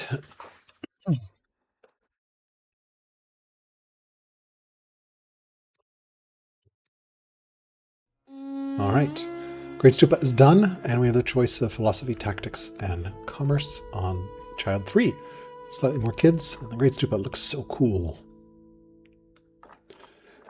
All right. And of course, we have slavery freedom. We'll see what they pick. And indeed, they go for a nav. They have cleared this site. They do have a settler in 1 turn. Definitely want to get roads down here so they can reinforce it. They have a river network most of the way here. But none of their cities are otherwise connected, right? If we look, there's just these 2. And this Ryder capital was already connected as it started out. So things might get interesting here. Yes, the stupid trick list. The reason they're called stupid tricks is because they're really cool, but are probably not the best use of money and orders. So for example, you could, as Rome, buy tiles over here, and then swap, because these are 2 landowner cities. This tile, this tile, this tile, this tile, this tile, and you would have 3 groves in your capital for mega culture. Is it worth it? I don't know. Is it really cool? Yes. Hence, it is a stupid trick. And the trick relies on the fact that you can freely swap tiles between 2 cities of the same family, even without the colony's law. It just costs money. You can do it for cities of different families, but it pisses the family losing the tile off, so not recommended unless you are trying to do something very specific, like the make a family furious ambition from an insane person, from the insane trait. All right, well, Scholar now has great ability to go anywhere in the tech tree because they can redraw. Mildrill, or aristocracy, Navi, Alex. Given we're sitting on a giant pile of civics, and aristocracy gets us 4 extra science, I would probably go aristocracy here. Yes, Scion has done that many times. So yes, Scion's list of stupid tricks. Love it. I remember my very first game where I got Scion to play a cloud game. A cloud game? Cloud game for the first time. I think it was a cloud game. I remember he did some insane tile buying snakery with his capital, like 15 tiles or something to just get horses in his cap for his unique unit as Egypt. And I was like, what the fuck? He won the game too. So I guess it worked. All right. Other option here.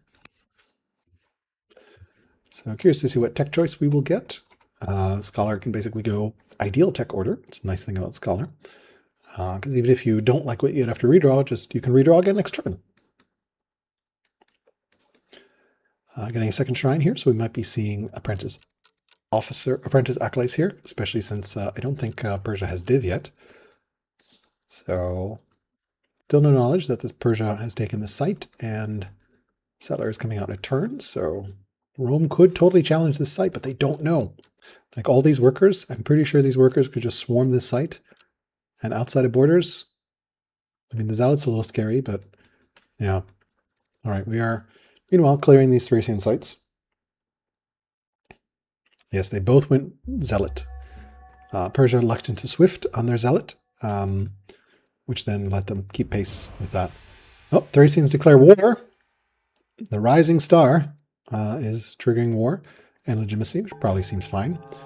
This event, aesthetic is really bad. Do not take this on any character. You cannot marry. You cannot have children. You cannot be an ambassador. You cannot be a chancellor. You cannot be a spy master. You cannot be a general. You cannot be a governor, agent, or grand vizier. You basically become a worthless stat stick. Really bad trait. Do not take it. Pacifist. Not as bad. But also not great. Humble. Humble is the correct choice here. But like I screwed myself over by having my leader end up, my heir became aesthetic, and then I couldn't make her a general. I couldn't make her a governor. And she had like 9 or so wisdom. It was so painful. And yes, Rome holding these 2 cities definitely is making the map really interesting. Oh, we've got some action here. Apologies, I missed it. Persia is going in and attacking. This feels suicidal, given that there is no city to back them up. If there were a city, maybe. I mean, I guess they can go to this city, but they didn't get or they did kill a warrior. So they killed 1 warrior. Okay, so they sniped a warrior. Apologies for missing that. There is a warrior that got killed. I wasn't expecting Persia to YOLO in and go for the kill. Rome does not have exploration, but Rome is still Rome, so Rome can definitely get down here. Unfortunately for Rome, these are tacticians, and these units are decently promoted. So, and of course, they're still busy dealing with these. Excuse me for 1 second.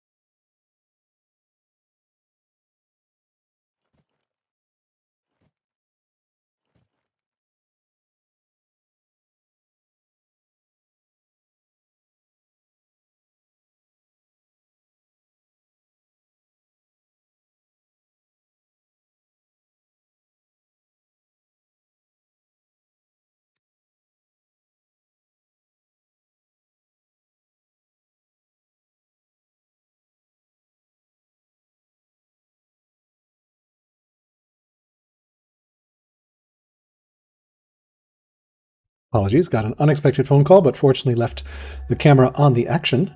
So it looks like Rome was not able... Did Rome get a kill? I think Rome killed 1 unit, or...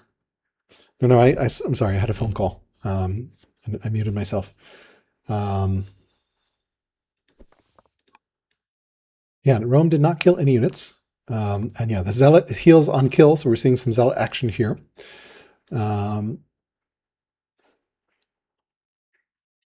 Yeah. This is not going to end well. But for whom it is not going to end well, I don't know. I think the challenge here is Persia has ranged units, and Rome doesn't. I think Rome just got trapping. They are building their first slinger. It'll be there in 3 turns. Rome is also awkwardly busy there. Let's see what Persia does. So Persia got a kill.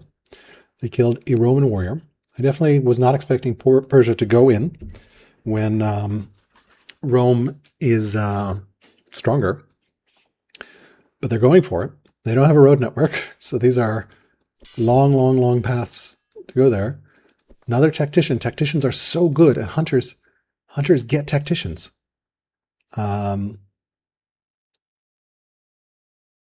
Where's the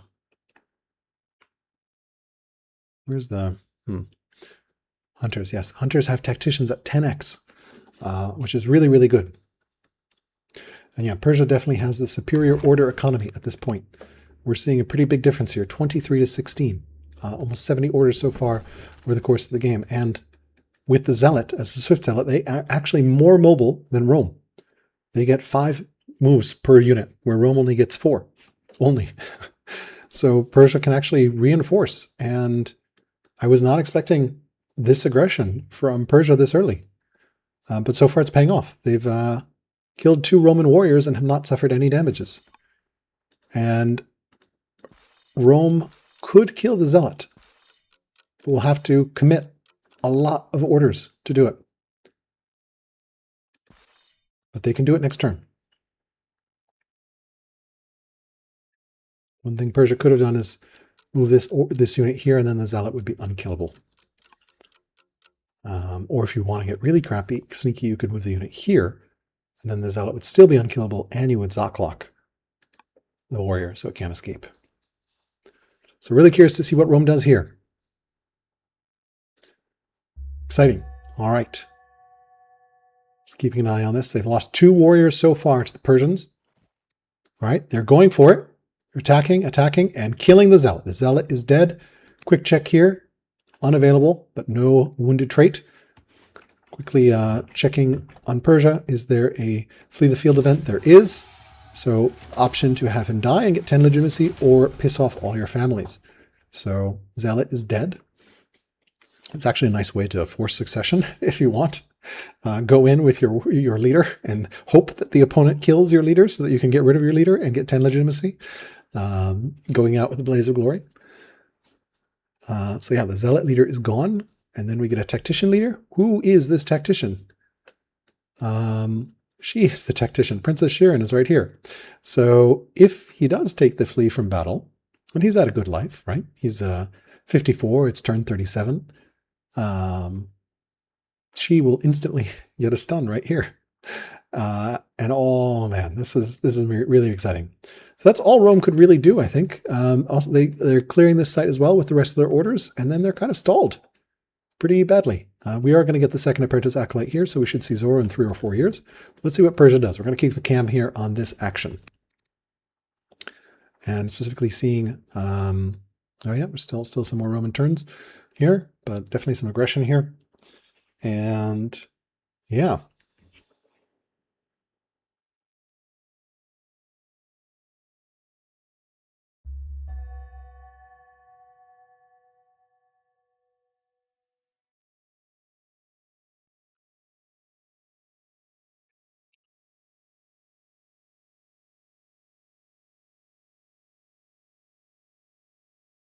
Right. That is a great point. What do you mean you can move first with the zealot fatigue before choosing the death option? I'm not sure what you mean by that. And indeed, Shirin, he did take that option and got the event died in battle after refusing to retreat. So now get rebels and get strict. Get 150 civics or swap to freedom for free. And orator or judge for your sister. All right, stun.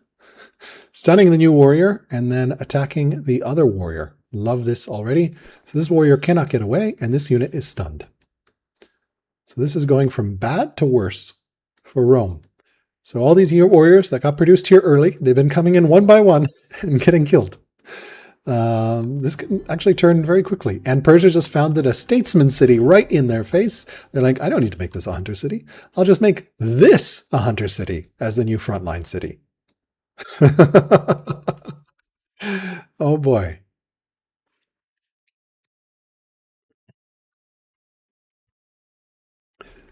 And the order economy is letting them do stuff, moving this slinger back to heal, getting a warrior produced there. Do we have more? We have another warrior over here that we can start moving. We still have a slinger who's now invisible in the trees. Another warrior, still have more warriors, more units that we can move down. Potentially we could see this city fall very quickly. I don't know that Rome is going to be able to hold it. And potentially this city. So Rome's kind of expansion towards the Persian half of the map, it's kind of backfiring now.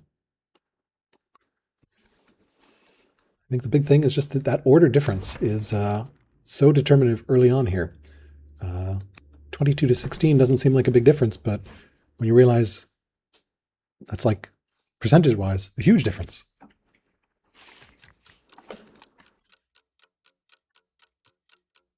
It's like almost 40%. So, and also beautifully used the tactician here with zone of control from MongrelEyes. Persia doing some great work here. They did lose one unit, but they've killed 2 warriors, and they're going to get 2 more warriors killed here. And unfortunately, it's a tactician, and Rome only really has military units. They actually swapped off the slinger. Yeah, they swapped off the slinger for apprentice acolyte. But yes, they did not keep the unit printer printing. And the units will pop out here with the shrine. But yeah, All right, let's see. Rome attacked and decided to kill the unit with the tactician. They don't care. They're just going to take the damage and actually flanking. So because this unit is flanking, it didn't take the counterattack damage. Because this unit was flanking, it didn't take the counterattack damage. Only this unit took the counterattack damage. And the Persian tactician unit is dead. We can check if there is an event. There is not. She's just unavailable. They also have an event to get a warrior from the Thracians. And so they have gotten a warrior here. Okay. So, yeah. So Rome, this unit's still stunned, so Persia will be able to potentially kill it next turn, but now there's 5 Roman warriors here. And where did those warriors even come from? The 2 here, and then I guess One from over here. Roman warriors move fast. Rome can always reinforce from so far away.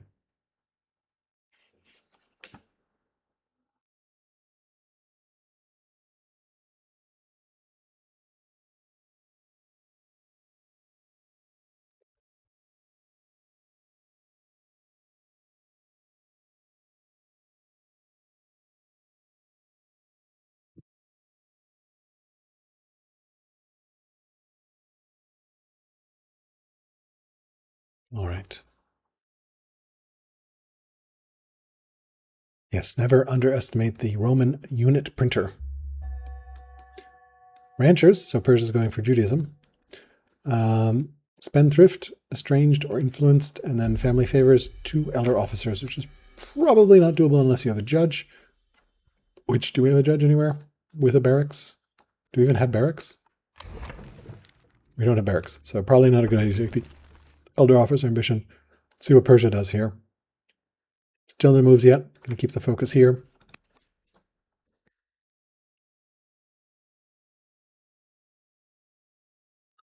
A lot of units. They only have 3 slingers, so they will definitely lose a slinger next turn. All right, they're going for it. They're attacking. They also have 2,000 training, and they kill the warrior. Those 2 slingers. Another slinger here. That warrior is injured. Can we pull another unit? All right, we got a forced march. Where are we going to go?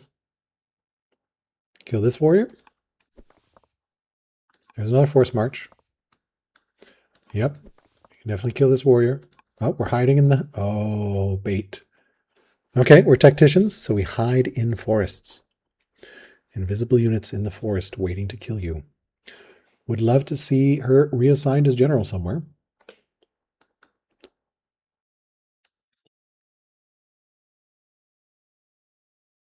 Rome will probably take the bait and kill one of these slingers. And then they can land on them.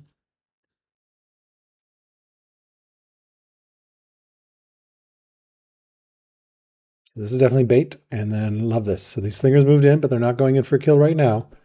They're just going to be invisible. Not reassign this as general.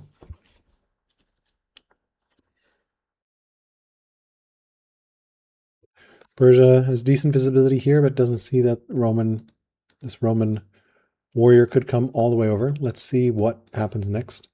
Event-wise, we did get Extravagant, and then we got XP, because we are not going to take that. 5 unit ambitions, we definitely could have gotten that one. I should have really done 2 promotions before we took the leader death option. So hard to do in a network game on a timer. Let's see what Rome does next here.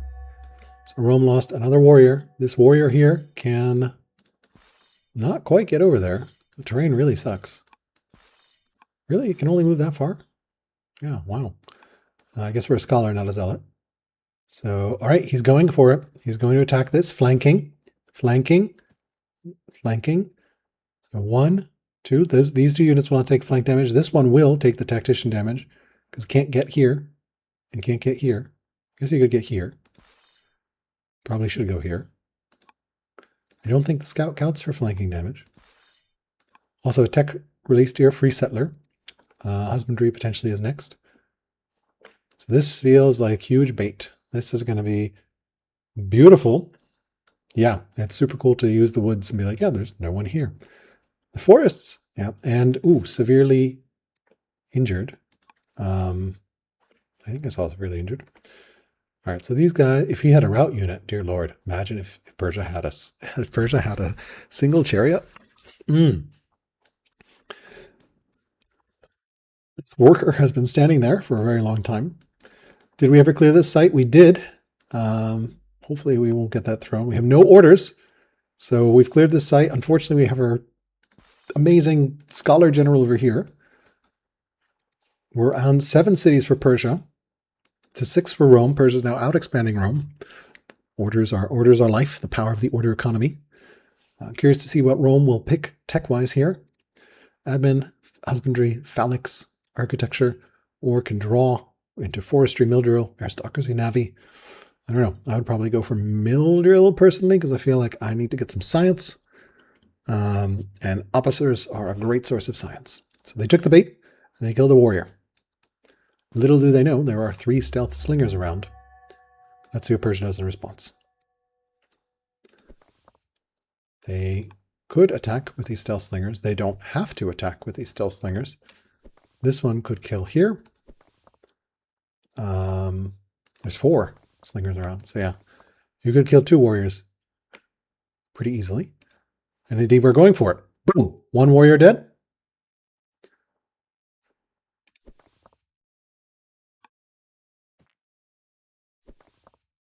Two warrior attacked. And if you really want to get clever, you can Zaklock the last one. That's 3 third. 2, this warrior is definitely killable here. He's just trying to figure out how to do it, which way to go.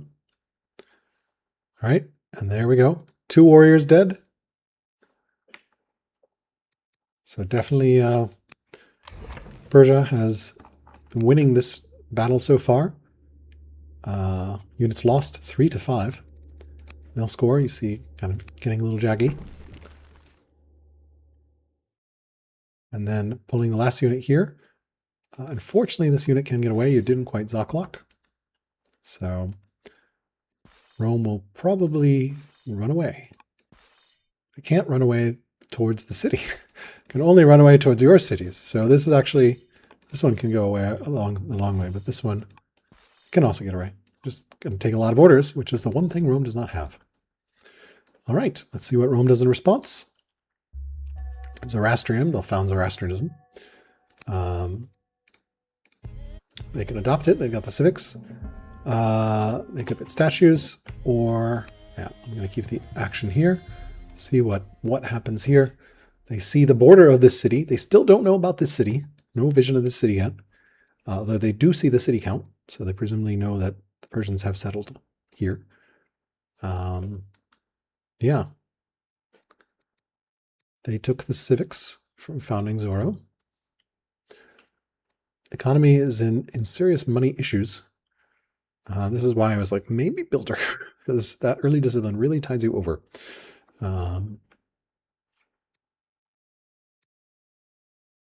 This is a surprisingly exciting and entertaining game right from the start here. Maybe not surprisingly, but it is a very fun game so far.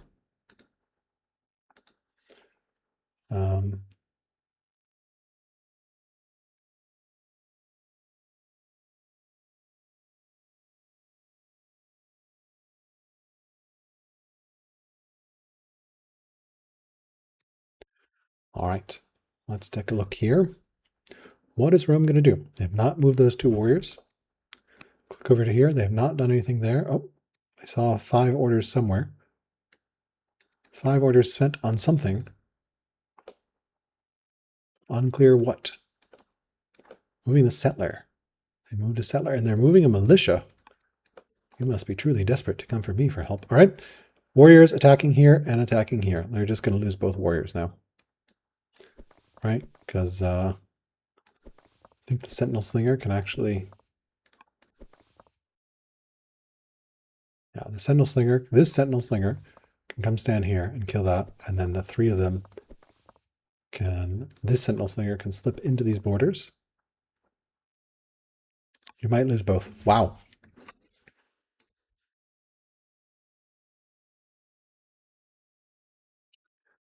And that 20 ocean tile thing. Okay, I think the militia is buying tiles to try to fulfill that ambition before it fails. Okay, and then did we get some attacks here? Nope, we are just... Don't even have an order to spare. This is always so awkward when your opponent attacks when you're on the other side of the map with a bunch of your forces. Fortunately, they had a giant pool of warriors. Unfortunately, the warrior pool was like split half and half, and they had 2 warriors down here because of a raid from the Scythians. All right, they're assigning a hero general. Let's see what Persia does. I'm expecting Persia to kill both of these. Move 1. This unit. Oh, that's awkward. Ideally, you want your sentinel units inside. Oh, Got combat, not quite enough. Oh, Persia's even getting navigation. So option 2 is you can just Zaklock. You could like, yeah, you can easily kill this unit. I think okay. Oh, the tactician is back. Perfect. All right, so the tactician came from up there. He had reassigned her. And then he's going to heal that unit up. Yep. And then kill this one nicely. Events. Mystaphoria, one of my favorite things. Really expensive here. But getting culture and civics in your cap is amazing. You can also become a judge if you prefer. Former judge is tutor. And you could become wanton or not. Those are the events there. Let's see what happens here on the tactical play.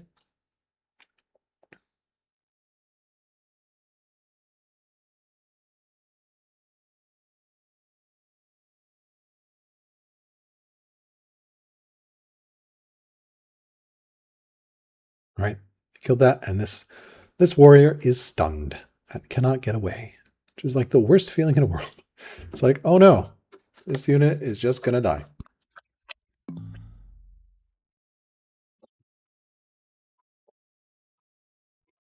Order check. Persia at plus 23, Rome at plus 14. Is that correct? Let's check if those numbers are the same numbers that we see here. Plus 25 to plus 16. Oh, because that, like, the graph does not count improvement construction. The indicator here does.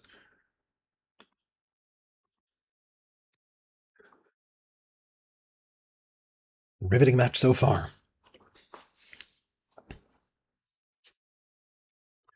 We will see what Rome does next. They do have this warrior here and this warrior here. This is a champ city, so we're going to be harder to take this one. Landowner city. So still tough to take a city in the early game. Definitely winnowing down the force of Rome. Rome is down to similar, which is not what Rome wants to see. We're getting pillar edicts here.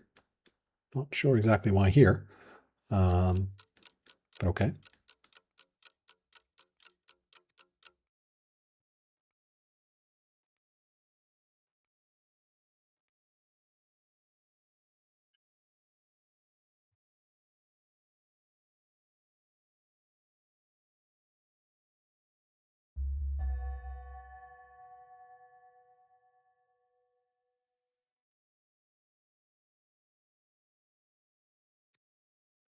All right, let's see what Rome does. Obviously, they can't move that stunned unit. They do have their leader over here. No events right now.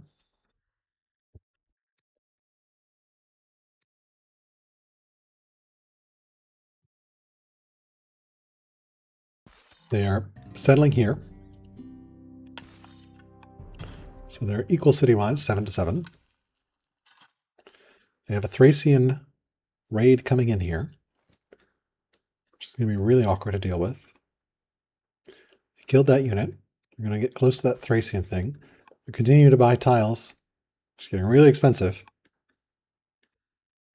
Need a couple more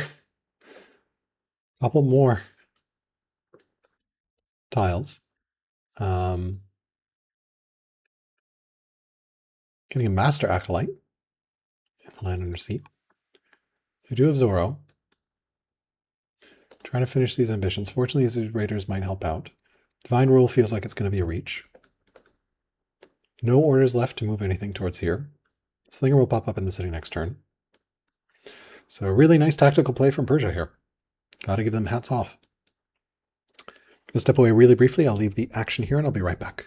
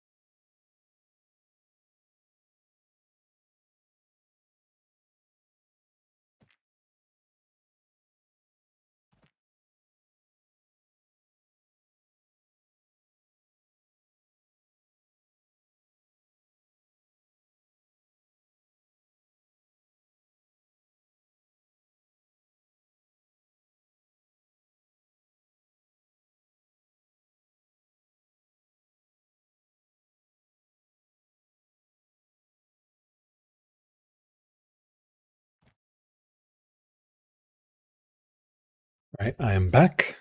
It looks like Persia is retreating to heal and also pressuring the city, which awkwardly for Rome is actually delaying this slinger. The slinger was going to pop out next turn. Persia, of course, has no way of knowing that. They don't have portcullis yet.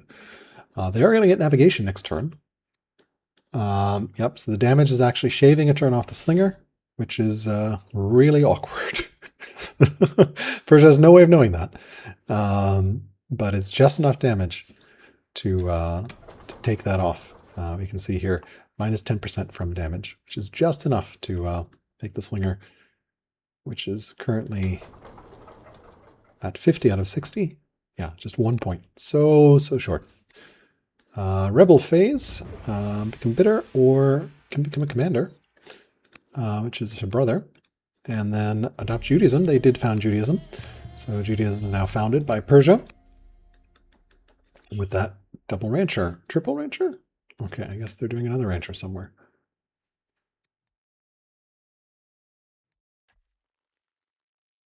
This Roman scout might be dead soon. We do see a Thracian raid against Persia. They're being holding off here with this. They're also pumping that decree for even more orders, getting an apprentice poet and that Odeon. I love this coastal building on the hunter site to get towards that game. Love this quarry building. Really, really nice play here. We got the Pillar Edict here to grab the elephants into that camp. Getting those Pillar Edicts down everywhere as well. They're so cheap, so fast to build. Get some legitimacy as well, right? Pillar Edicts getting 6 legit. That's half an order. Navigation next turn. Just close that panel, I guess. Oh, let me actually close the panel. I have to click on it to close it. Okay. Let's take a look over here, see what Rome does. So they're still a turn away on that slinger. It's gonna be it will produce next turn, no matter what, because it is one tile away, and they're going in there and attacking. Over here, they've got a Thracian raid coming in at a really awkward time. So this is awkward for Rome. They have tribes, 3 tribe sites here that can hit them basically anywhere in these cities. Where Persia really only has 1 frontline city to those tribes because they went out and cleared those Scythians. And Persia up a city, now equal in city after that founding. So yeah, they also lost that stunned warrior. There's angry Persians on their doorstep. Aristocracy. So they're gonna try to fix their science gap. Science-wise, Persia is actually ahead, or behind Rome, actually 33 to 38. So Rome potentially can recover through science. But both players are very close. Slight advantage for Rome, about 75 science total difference. You know, they're Fisher, 2 years. And yeah, I think they are zeroing out their economy to try to desperately buy tiles to desperately finish this ambition. Which, I mean, that is a real trap ambition. All right, let's see here. We're going to buy another tile, which will get us 1 tile for 180 gold. Yep, and then we need to buy 1 more. We'll do it just in time. I think that will actually connect the borders nicely and enable some more coastal movement. But dang, that is painful. And then 5 Thracians. This raid should count here. I believe they made it so that raiders now count as the tribe that they're raiding from, which is good because it was really annoying before. Enacting divine rule, that seems really, really ambitious. But we'll see. And also getting some decrees out of the statesman seat, which was founded so late. Yeah. Also, just maintenance on these cities is tough. The city's so far from the cap. 41 on their worst city from distance. Persia's cities are a lot closer together and also just printing money from the hunter camps. Let's see what Persia chooses to do now. New heir, they had a bebe. Science. Oh my god. So much science. 110 science. That's multiple turns of science. It's going to close the science gap. I heard a general unsigned sound. Oh my god. They are putting the slinger into the forest and assigning a hero general. Love this. Can ambush any units out of the forest. The trees are not safe. All right, we've got a force march over here. Presume they didn't enact slavery or serfdom, not yet. They're going to continue to repair, attack this city. Rome is choosing to repair instead of building another one. We've got workers, slingers produced here. Would really love to see spoked wheel or something like that. We are getting mill drill. Dealing with this right up here, doing their best, spamming these one-turn decrees. And yeah, 110 science means mill drill will be available next turn, or 2 turns from now. Would really love to see one more promo, just to finish that ambition, get 5 extra legit. Just move this worker, move this guy, and promo. Fierce is always good against infantry, something like that. Just throw a promo over. There's going to be a slinger here.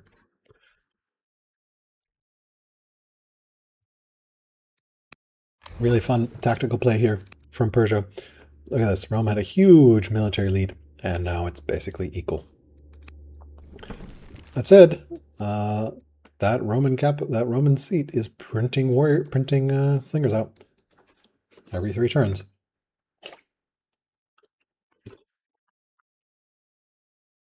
It's definitely not over yet. In fact, might get into a rough slugfest.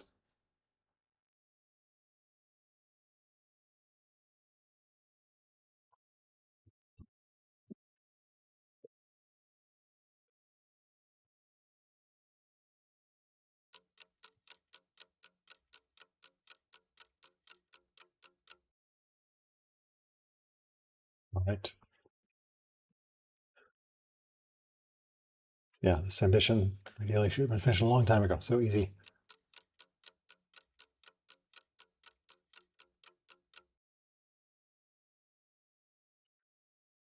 Let's take a look here. What does Rome do? Their education, they have a choice for their heir. Hortensia II, potentially. See what they pick.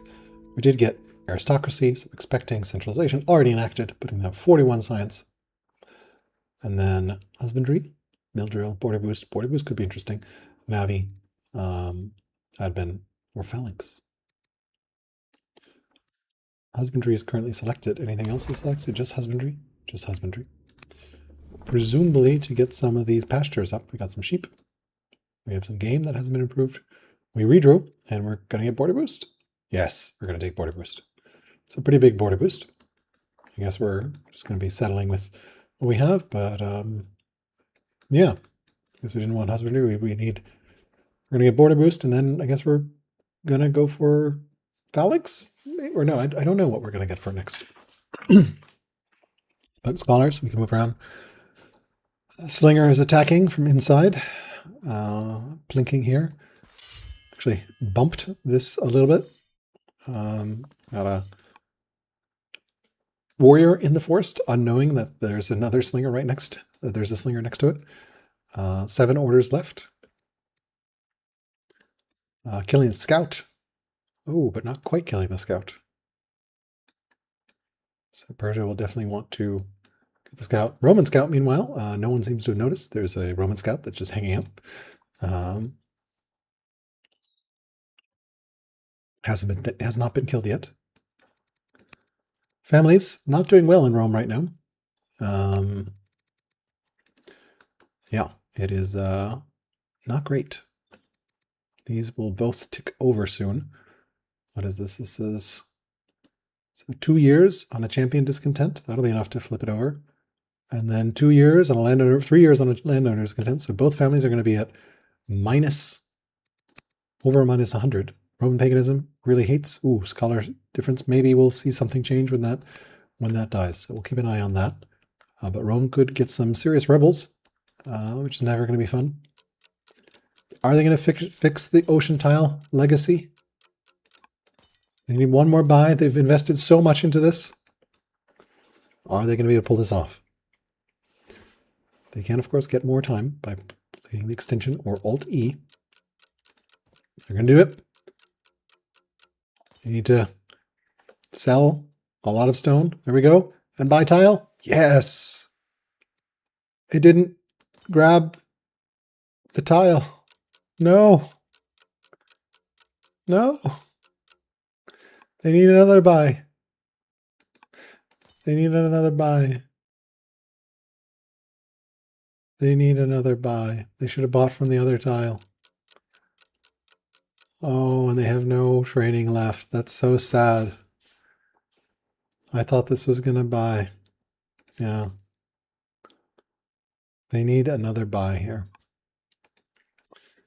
Rip.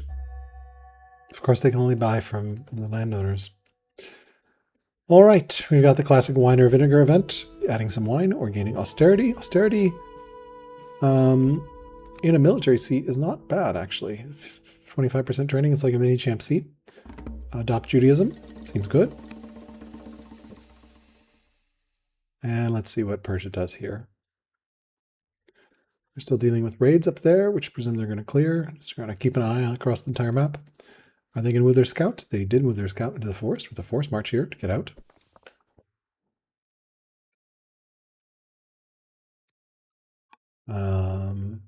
Yeah, they're healing up in the forest. If you can stay invisible, healing, which is great. And yeah, I'm curious to see what happens. Are they going to try to take this city? It is a landowner city, so a lot easier to take than Champ Seat or Champ City. But honestly, cities are pretty hard to take. Repair damage is +3, and then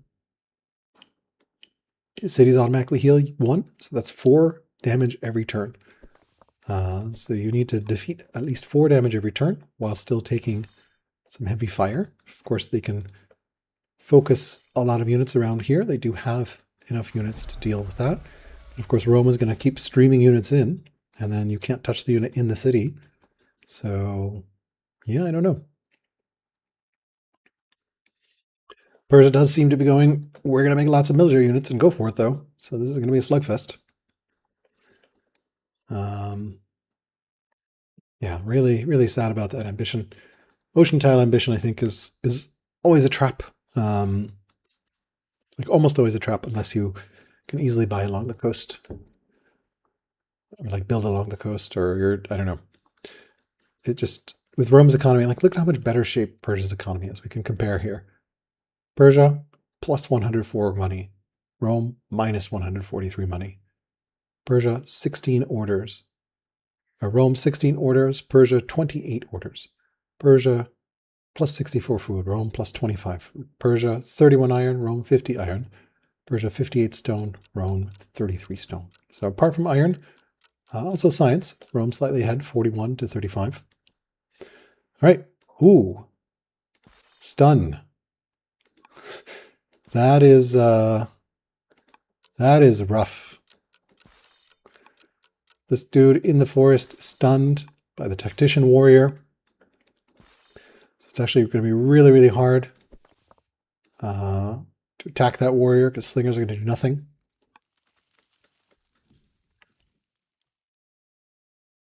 All right, let's see what Rome does. Definitely looking a little bit uncomfortable for Rome. I'm going to quickly check mill score here. Rome is at 350 to 280. So that's 8 slingers or warriors and a militia versus 7 slingers or warriors. So 8 versus 7. Kind of a knife's edge here. The slinger has been 1 turn away for a long time. Got a shoemaker event. Witty, humble, righteous, or bold. Unless you really want strict. Which I don't particularly love. I actually love the second option when I have 3 traits and it becomes discipline. But yes, the flanks are not protected. So you can surround this and kill it there. But it'll have to be a force march. And where the hell? The Roman units are over here dealing with this Thracian raid. So it's 8 units to 7 plus this militia, which sadly bought tiles, which failed that. So we do have, oh, they finished the legacy. They got a tile from somewhere. Did they finish the legacy? No, failed the legacy. Okay, they finished a different legacy. Now, so no, okay, they attacked that there. Would love to see some road building from Persia if we can get that. Border boost will actually reveal this slinger eventually. So, yeah. 11 orders for Rome. So far, only actions have been over here. They have some family opinion issues here and are going to have more next turn. So this is not good. If we contrast to Persia, Persia has Everyone's cautious except for these guys are upset, which isn't great, but Rome has these guys upset, these guys angry. Upset is -5, angry is -10, and then cautious is no modifier. So, and I said 8 to 7 plus this militia, but as you can see in this field, there's only like 4 because there's the other, there's 3 up here and 1 more here. That guy's not in combat, and these guys don't have orders to move. And Persia has 1, 2, 3, 4, 5, 6. So Persia has concentrated their forces here, and their 7th one is just up here dealing with Thracians. All right, let's see what Rome does. Commerce study, diplomat versus orator for her brother. Nation being researched. We did get serfdom as well, so we are sitting pretty order-wise. We can take a look at the order graph. Persia way up ahead, 32 to 18, almost double orders. And let's take a look at what happens here with movement here. All right, they have killed that worker or that warrior with the slinger revealing itself. Yes, Persia and Rome are similar-ish colors. I do wish the game had a red-blue option of like, make me blue and my enemy always red for duels or something. All right, and they're hiding in here in the forest some more. So, and also protecting one of the flanks. Not attacking the city though, and healing up a little bit. So, slightly better, family opinion. Judaism finally getting divination underway. So we should see some Persian paganism. Should Rome abandon this city? Probably. The problem if they do, then this city feels like it's completely screwed. Right? Like, then why did they go to this side of the map? I think arguably a question for Rome was like, you kind of went this way, then you stopped, and then went the other way as opposed to finishing the clear. Like had they cleared had these 2 cities in Roman with like a bunch of warriors, it would have been much more defensive, but they let the Persians take the Scythians, and then they went over the Thracians.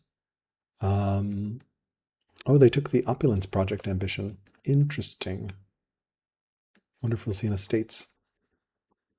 They're continuing to plink on this city, forcing it to repair. Isn't one of the guys, isn't there a warrior with this guy has eagle eye? So yeah, I would like to see. I guess it does 2 damage no matter what. There's 1, 2, 3, 4, 5, 6 units surrounding this Roman city with 1 unit inside, and then like 2, 3 in a couple turns, and these 2 are still locked up there.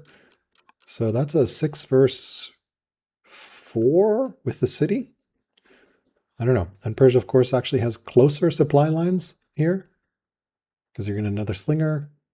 I don't see any roads being built yet for Persia. All right, Rome got border boost, which helps a little bit. Now the tiles, and they're going for phalanx. So Roman phalanxes for spears. It should shut down any,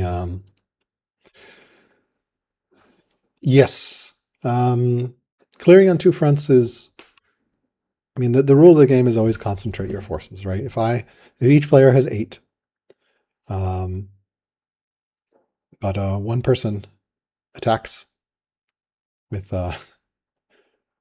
4 on one side and 4 on the other, and then runs into the other person with 8. It's going to be not ending well. And usually cities are tanky enough early game that like you're not going to lose the city to 4 units. Like units generally do 2 damage to a city.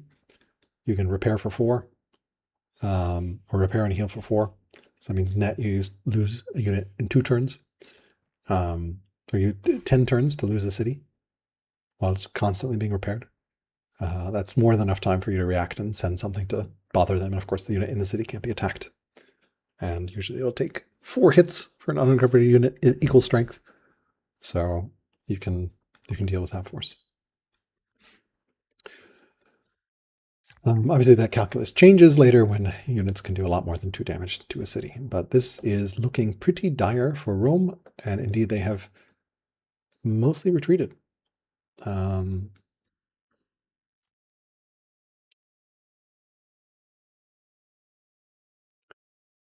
Yeah, they are sitting on a pile of that. Phalanx will help a lot. It will deal with the Persian unique unit if we see it, which right now we're at both 2 laws.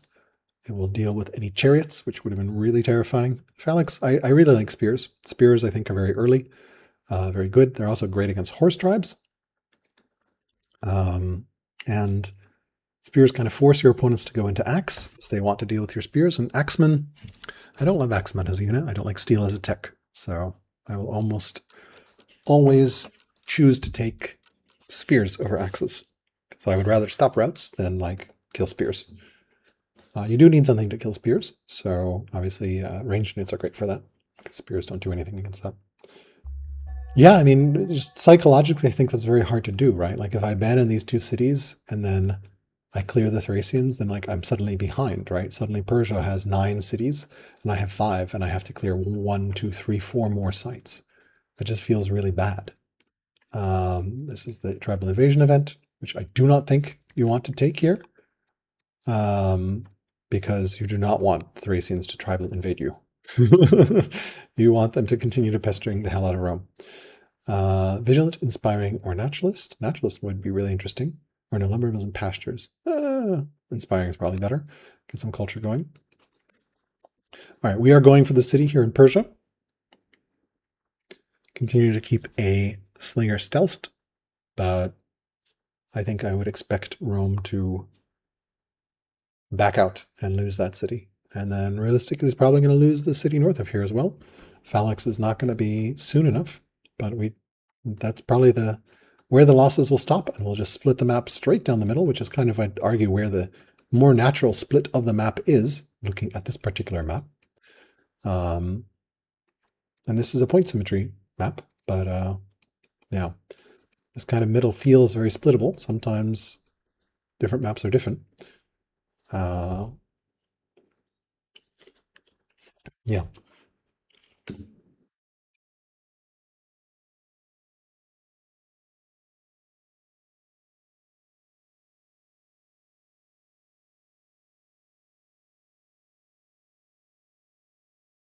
All right. So it looks like Persia will be securing their first city conquest here. And yeah, I mean, this game is super interesting because Rome settled these 2 cities early, but then stopped, left like 5 warriors here, and then went at a Thracian camp with 2 warriors, which I was fully expecting them to just delete the Scythians and then park 2 more cities here and then kind of ominously loom and try to split the map this way. But like this does not feel like a stable city equilibrium. Or expecting Rome to like punish Persia for settling here.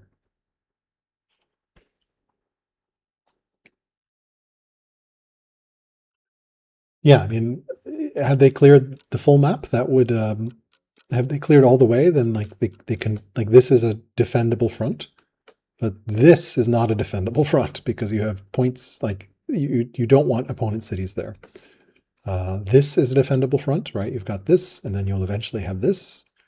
If Persia, like, you have this city, right? So Persia is going to have a heck of a time trying to take this city, right? Your lines are much shorter. All right, back to Rome. Let's see what happens in Rome. Is Rome going to retreat? And presumably pull that slinger out, sack the city. I guess they canceled that slinger at some point. Or no, that slinger popped out finally. Okay. So I think we just pull both these slingers out and say goodbye. Enjoy the city. No, he's healing. Because he's going to wait as long as possible or continue to attack. Is he actually going to try to defend this? This will be interesting. I don't think he should try to defend this. He is trying to defend this. Yep, moving to the forest. I don't love this. He did get Swift on his scholar, so we now have 5 tile movement. for Rome, which is always terrifying. Spamming level 1 decrees to try to get some orders back. But yeah, orders production pretty dire here for Rome. Mill score, pretty even, slight advantage, but again, they still have 2 units locked up there with raiders. Persia's basically done expanding. I think Persia's not planning to expand that way. They're dealing with these raiders here, but like they want this half of the map. I don't know. Oh yeah, this is definitely going in. I don't know about this with Felix 5 years away. But I guess you can just keep spitting units out. Oh, we're just going for it. I guess we have another warrior here, but again, out of orders. Oh wow, and that tile buy got the rest there. Just off by 1 turn. Needed 1 more tile buy. Their economy is not in great shape, and also they have serious family issues here as well. Right? Like we'll notice the landowners are unhappy. Fortunately for Rome, they're going to lose this city, which will fix their landowner opinion issues, because this city is discontent 3, which is 60 minus 60 opinions. So you know that solves that problem. Persia will help manage. But meanwhile, Persia's family is much better. Oh, we've got a seize the throne option and the full rebel option. This is a rising star, this guy, and he leveled up, which is what you want to avoid. So number 1 rule for rising stars, do not give them XP. They're just too dangerous. Or keep their family very, very, very happy. Achaemenids are not quite happy enough. It feels insane to me they're pleased. You could go swap to a judge. I don't think you want to. And then you're going to have 2 rebels in every state city, which is going to be a giant pain in the butt. So fortunately, they only have 2 state cities, but curious to see what they will do. Do they abdicate? They're stunning here and continuing to attack the city. Plink, plink, plink, plink. And yeah, would really love to see roads connecting here or exploration, either of which we have. Neutral rivers, definitely great. Force march here to deal some damage. That city is almost dead. Will Rome get there in time? And yeah, this is definitely a twist here with this event. So we let the judge, who's 17 years older, we can throw him in prison and then just deal with rebels. I don't know that either event is particularly good. Either option is particularly good. You kind of want your tactician leader while you're fighting. Bloodthirsty and fierce is really good. And don't quite have... Probably want to kill. Yep, okay, killing that unit. And we're out of orders.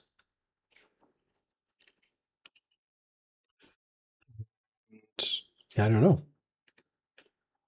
I don't think I would take... I hate this option. I would unassign him as a governor before he gets the XP. Rising stars are just so dangerous. So dangerous.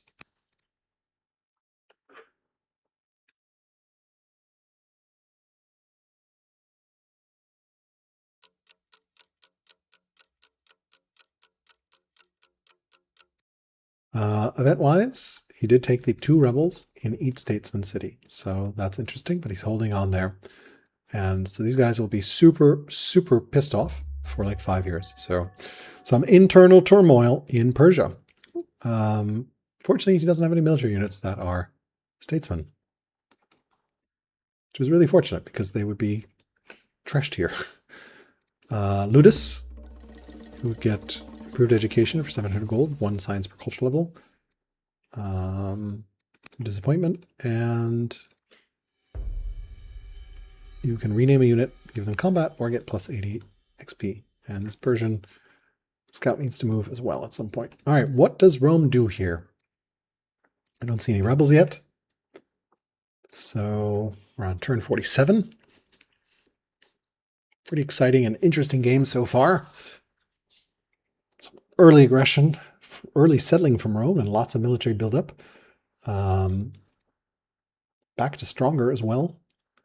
but just order constrained. Still dealing with this, finally cleared that up. But yeah, I don't know that you can hold these cities, but it looks like he is going for it. Let's see, we've got 1, 2, 3, 4, 5, 6, 7 Persian units there. We've got a slinger here, a warrior here, so that's 2, 3, 4, 5, 6, 7, 7 versus 7. Then you have this warrior back there. The problem is you have 15 orders, and Persia has 26 orders. So with 7 units, if each unit moves with 1 order and attacks with 1 order, and looks like indeed he is deciding to retreat and is pulled back.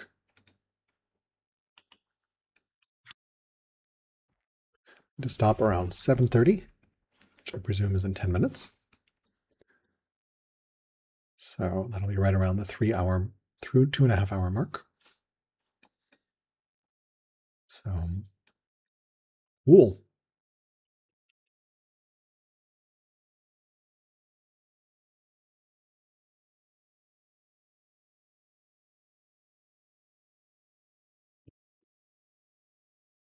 Busy day of casting. I think we had 9 games today, and we managed to cast all 9 games, which is hats off to the community for that. All right, Persia will take the city. Rome has decided not to go for it. Unbeknownst to Rome, Persia has some internal issues. Oh, and they can take the tribal invasion. All right, they took the tribal invasion, which 10 legitimacy is great. Clearing the camps for the Romans, less great. All right, they have captured the city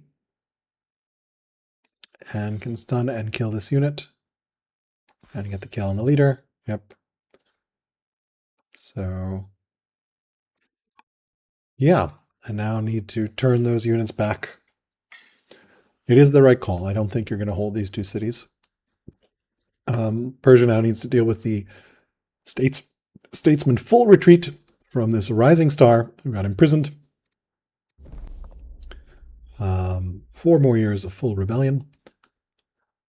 They have this awkward opulence project ambition, which, yeah.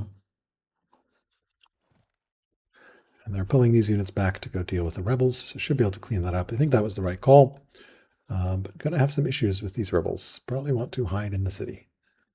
Fortunately, I have a warrior and a slinger coming out, so should be able to clean that up as well.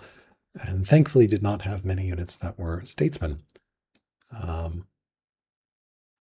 Because they would have needed to, because yeah, at this point, you're minus 20% strength at Furious. So,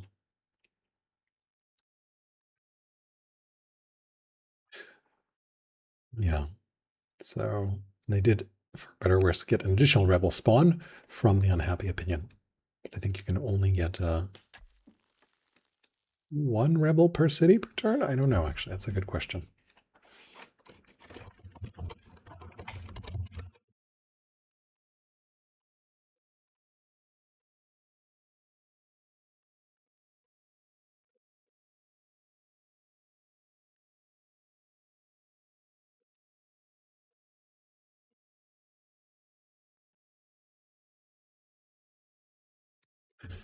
Okay.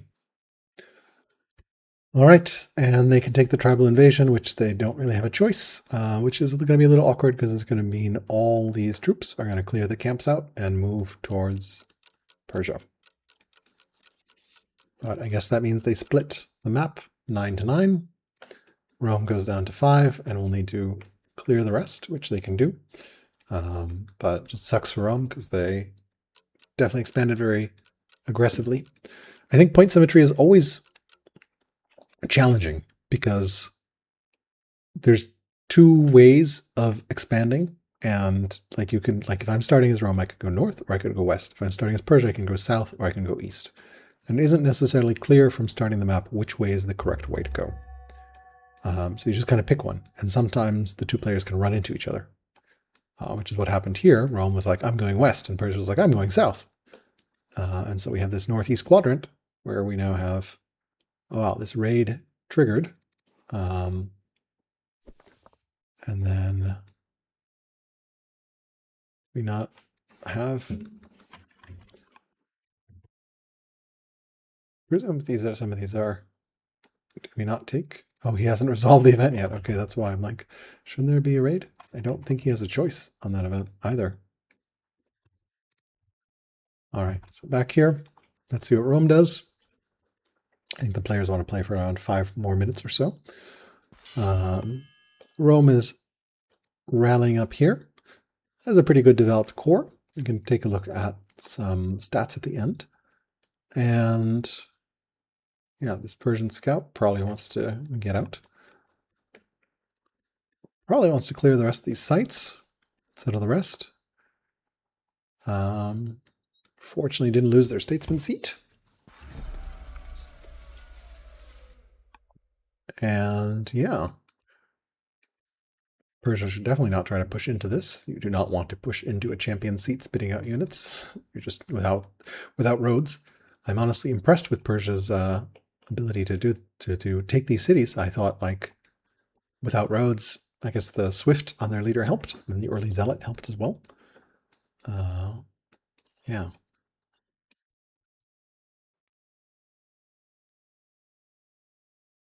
Rome doesn't quite have vision of what's going on in Persia. And yeah, lost that slinger, as I know. Curious whether this warrior is going to retreat or is just going to sit there. To be very sad. We'll find out. Still producing unit there.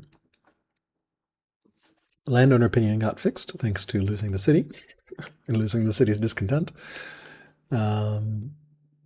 Yeah.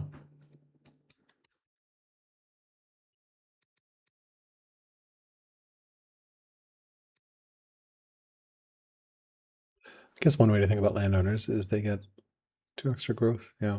I don't know. I need to play more games with landowners to get a sense of them. All right. Where old bulls lie, which I think there's that option. All right. So we got some units here, which should be pretty good. A little awkward terrain, but should be able to clear that out. And then can deal damage to one or the other.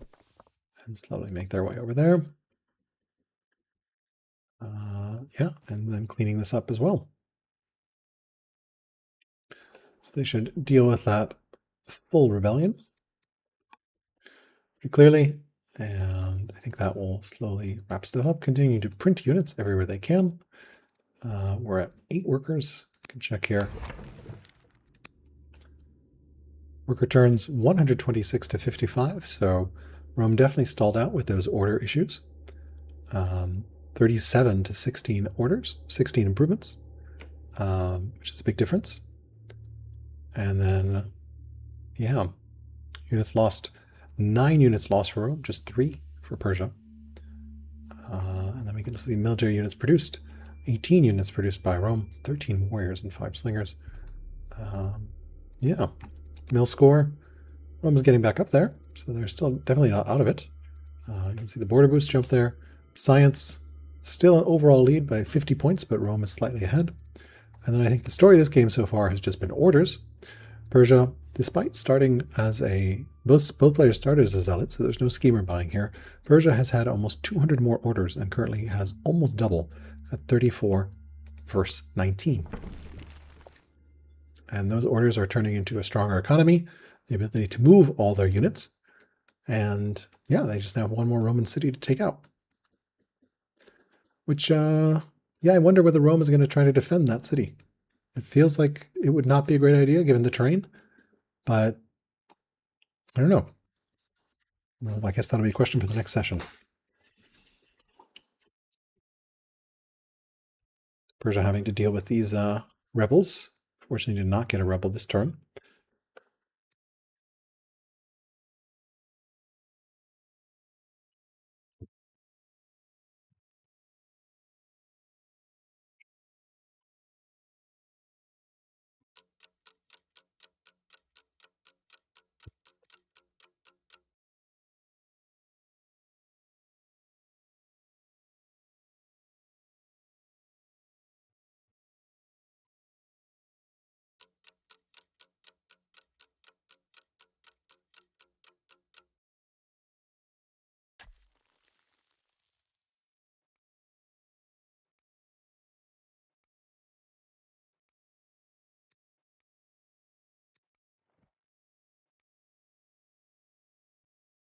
All right. Let's see if the players need to stop around 7:30, which I presume is right around now or soon. So maybe this will be the last turn. But I'll let the players decide that. Bullying air option. I don't remember what the ignore it choice does.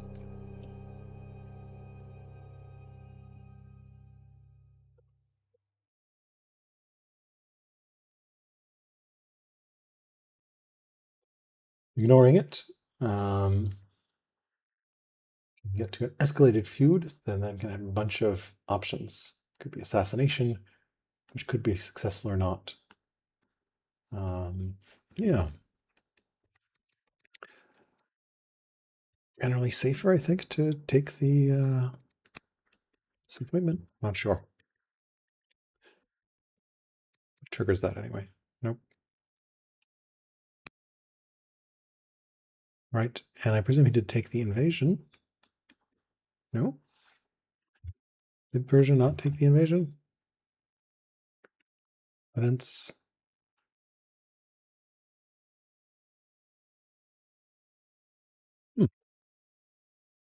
They're still at peace. Did they become charming? I'm confused how they didn't take that invasion. They never accepted the event, I guess, and maybe it timed out. I don't know. Let's see what Rome does here. They do have some really nice tiles here, right? Like look at the coast comparison to Persia. Persia does not have anywhere near the coast connection that Rome does, but of course that was a lot of resources and orders invested for Rome. And it looks like they are now putting some units at the front. I'd love to see some forts if they're worried about Persia attacking them, which I don't think they should be, but a couple of forts can really dissuade Persia from attacking them. And yes, Persia is going to get steel, which will counter spears. So, and steel is usually a good choice for nations with a horse UU, because you know your opponent is going to build spears.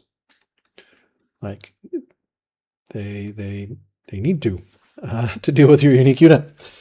So you can build axes to deal with the spears and just hope that your opponent doesn't build horses themselves, because then you're very vulnerable to rout.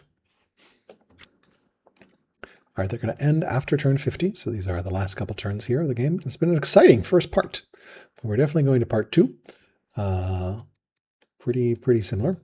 If you're hungry for more old world action, Scion is casting the Purple Moose versus Asteras right now. And Sean McNamee is casting Drunken Meister versus Nobody right now as well. Both are linked in the community tournament channel. So the games for the day are not yet done. 7 down after this one, and 2 more to go. So we've got a double stream going on, or triple stream right now, and then soon a double stream. So you can check out those links in the community tournament chat.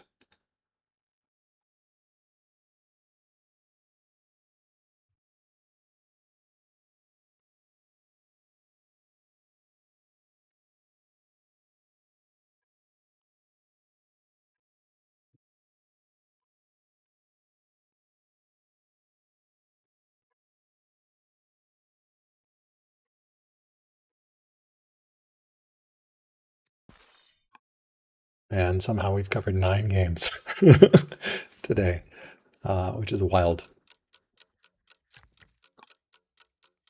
Persia getting those apprentice officers, getting those military drills. Like, I think if I had to prognosticate, I'd say long term, I think Persia is currently in a much better situation. Obviously, they've taken a city.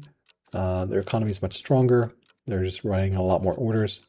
I honestly got to say, hats off. I was not expecting Persia to just go in and attack, but they did it. And it turned out to work out really well. I would have definitely been a little scared to attack it. I'm honestly scared to attack into Rome just because it's Rome. Units can come from anywhere. I am a little curious how Persia avoided the tribal invasion, because they had the event. And looks like we might end here. So let me take a save just in case. Let's take a save. Ending.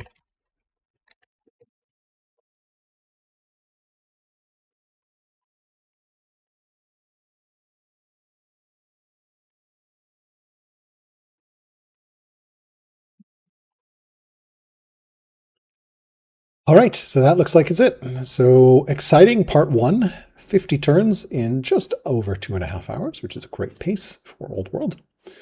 Rome is kind of behind here. They had some really great early expansion. They're holding pace with science, although that's going to change as all these apprentice officers build. Still don't have mill drill in Rome. But they do have the champ seat, so that makes mill drill a little less needed. And of course they're Rome, so everything gets more training anyway. Like this random champ city here has 12 training just by being Rome. And hell, even this random landowner city has 10 training, 12 training, because I guess they found 2 miners as well. Awesome. So cool. That is the end of the stream.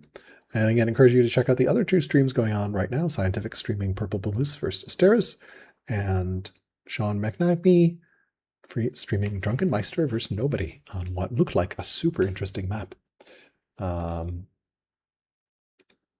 Cool. All right, have a great one. I'm going to end the stream here, and we just did a stat review a couple minutes ago, so I won't do another one. And thanks so much for watching and for participating in the tournament. It's been a huge blast. All right. Awesome first match. Turn off the stream here. Have a good one.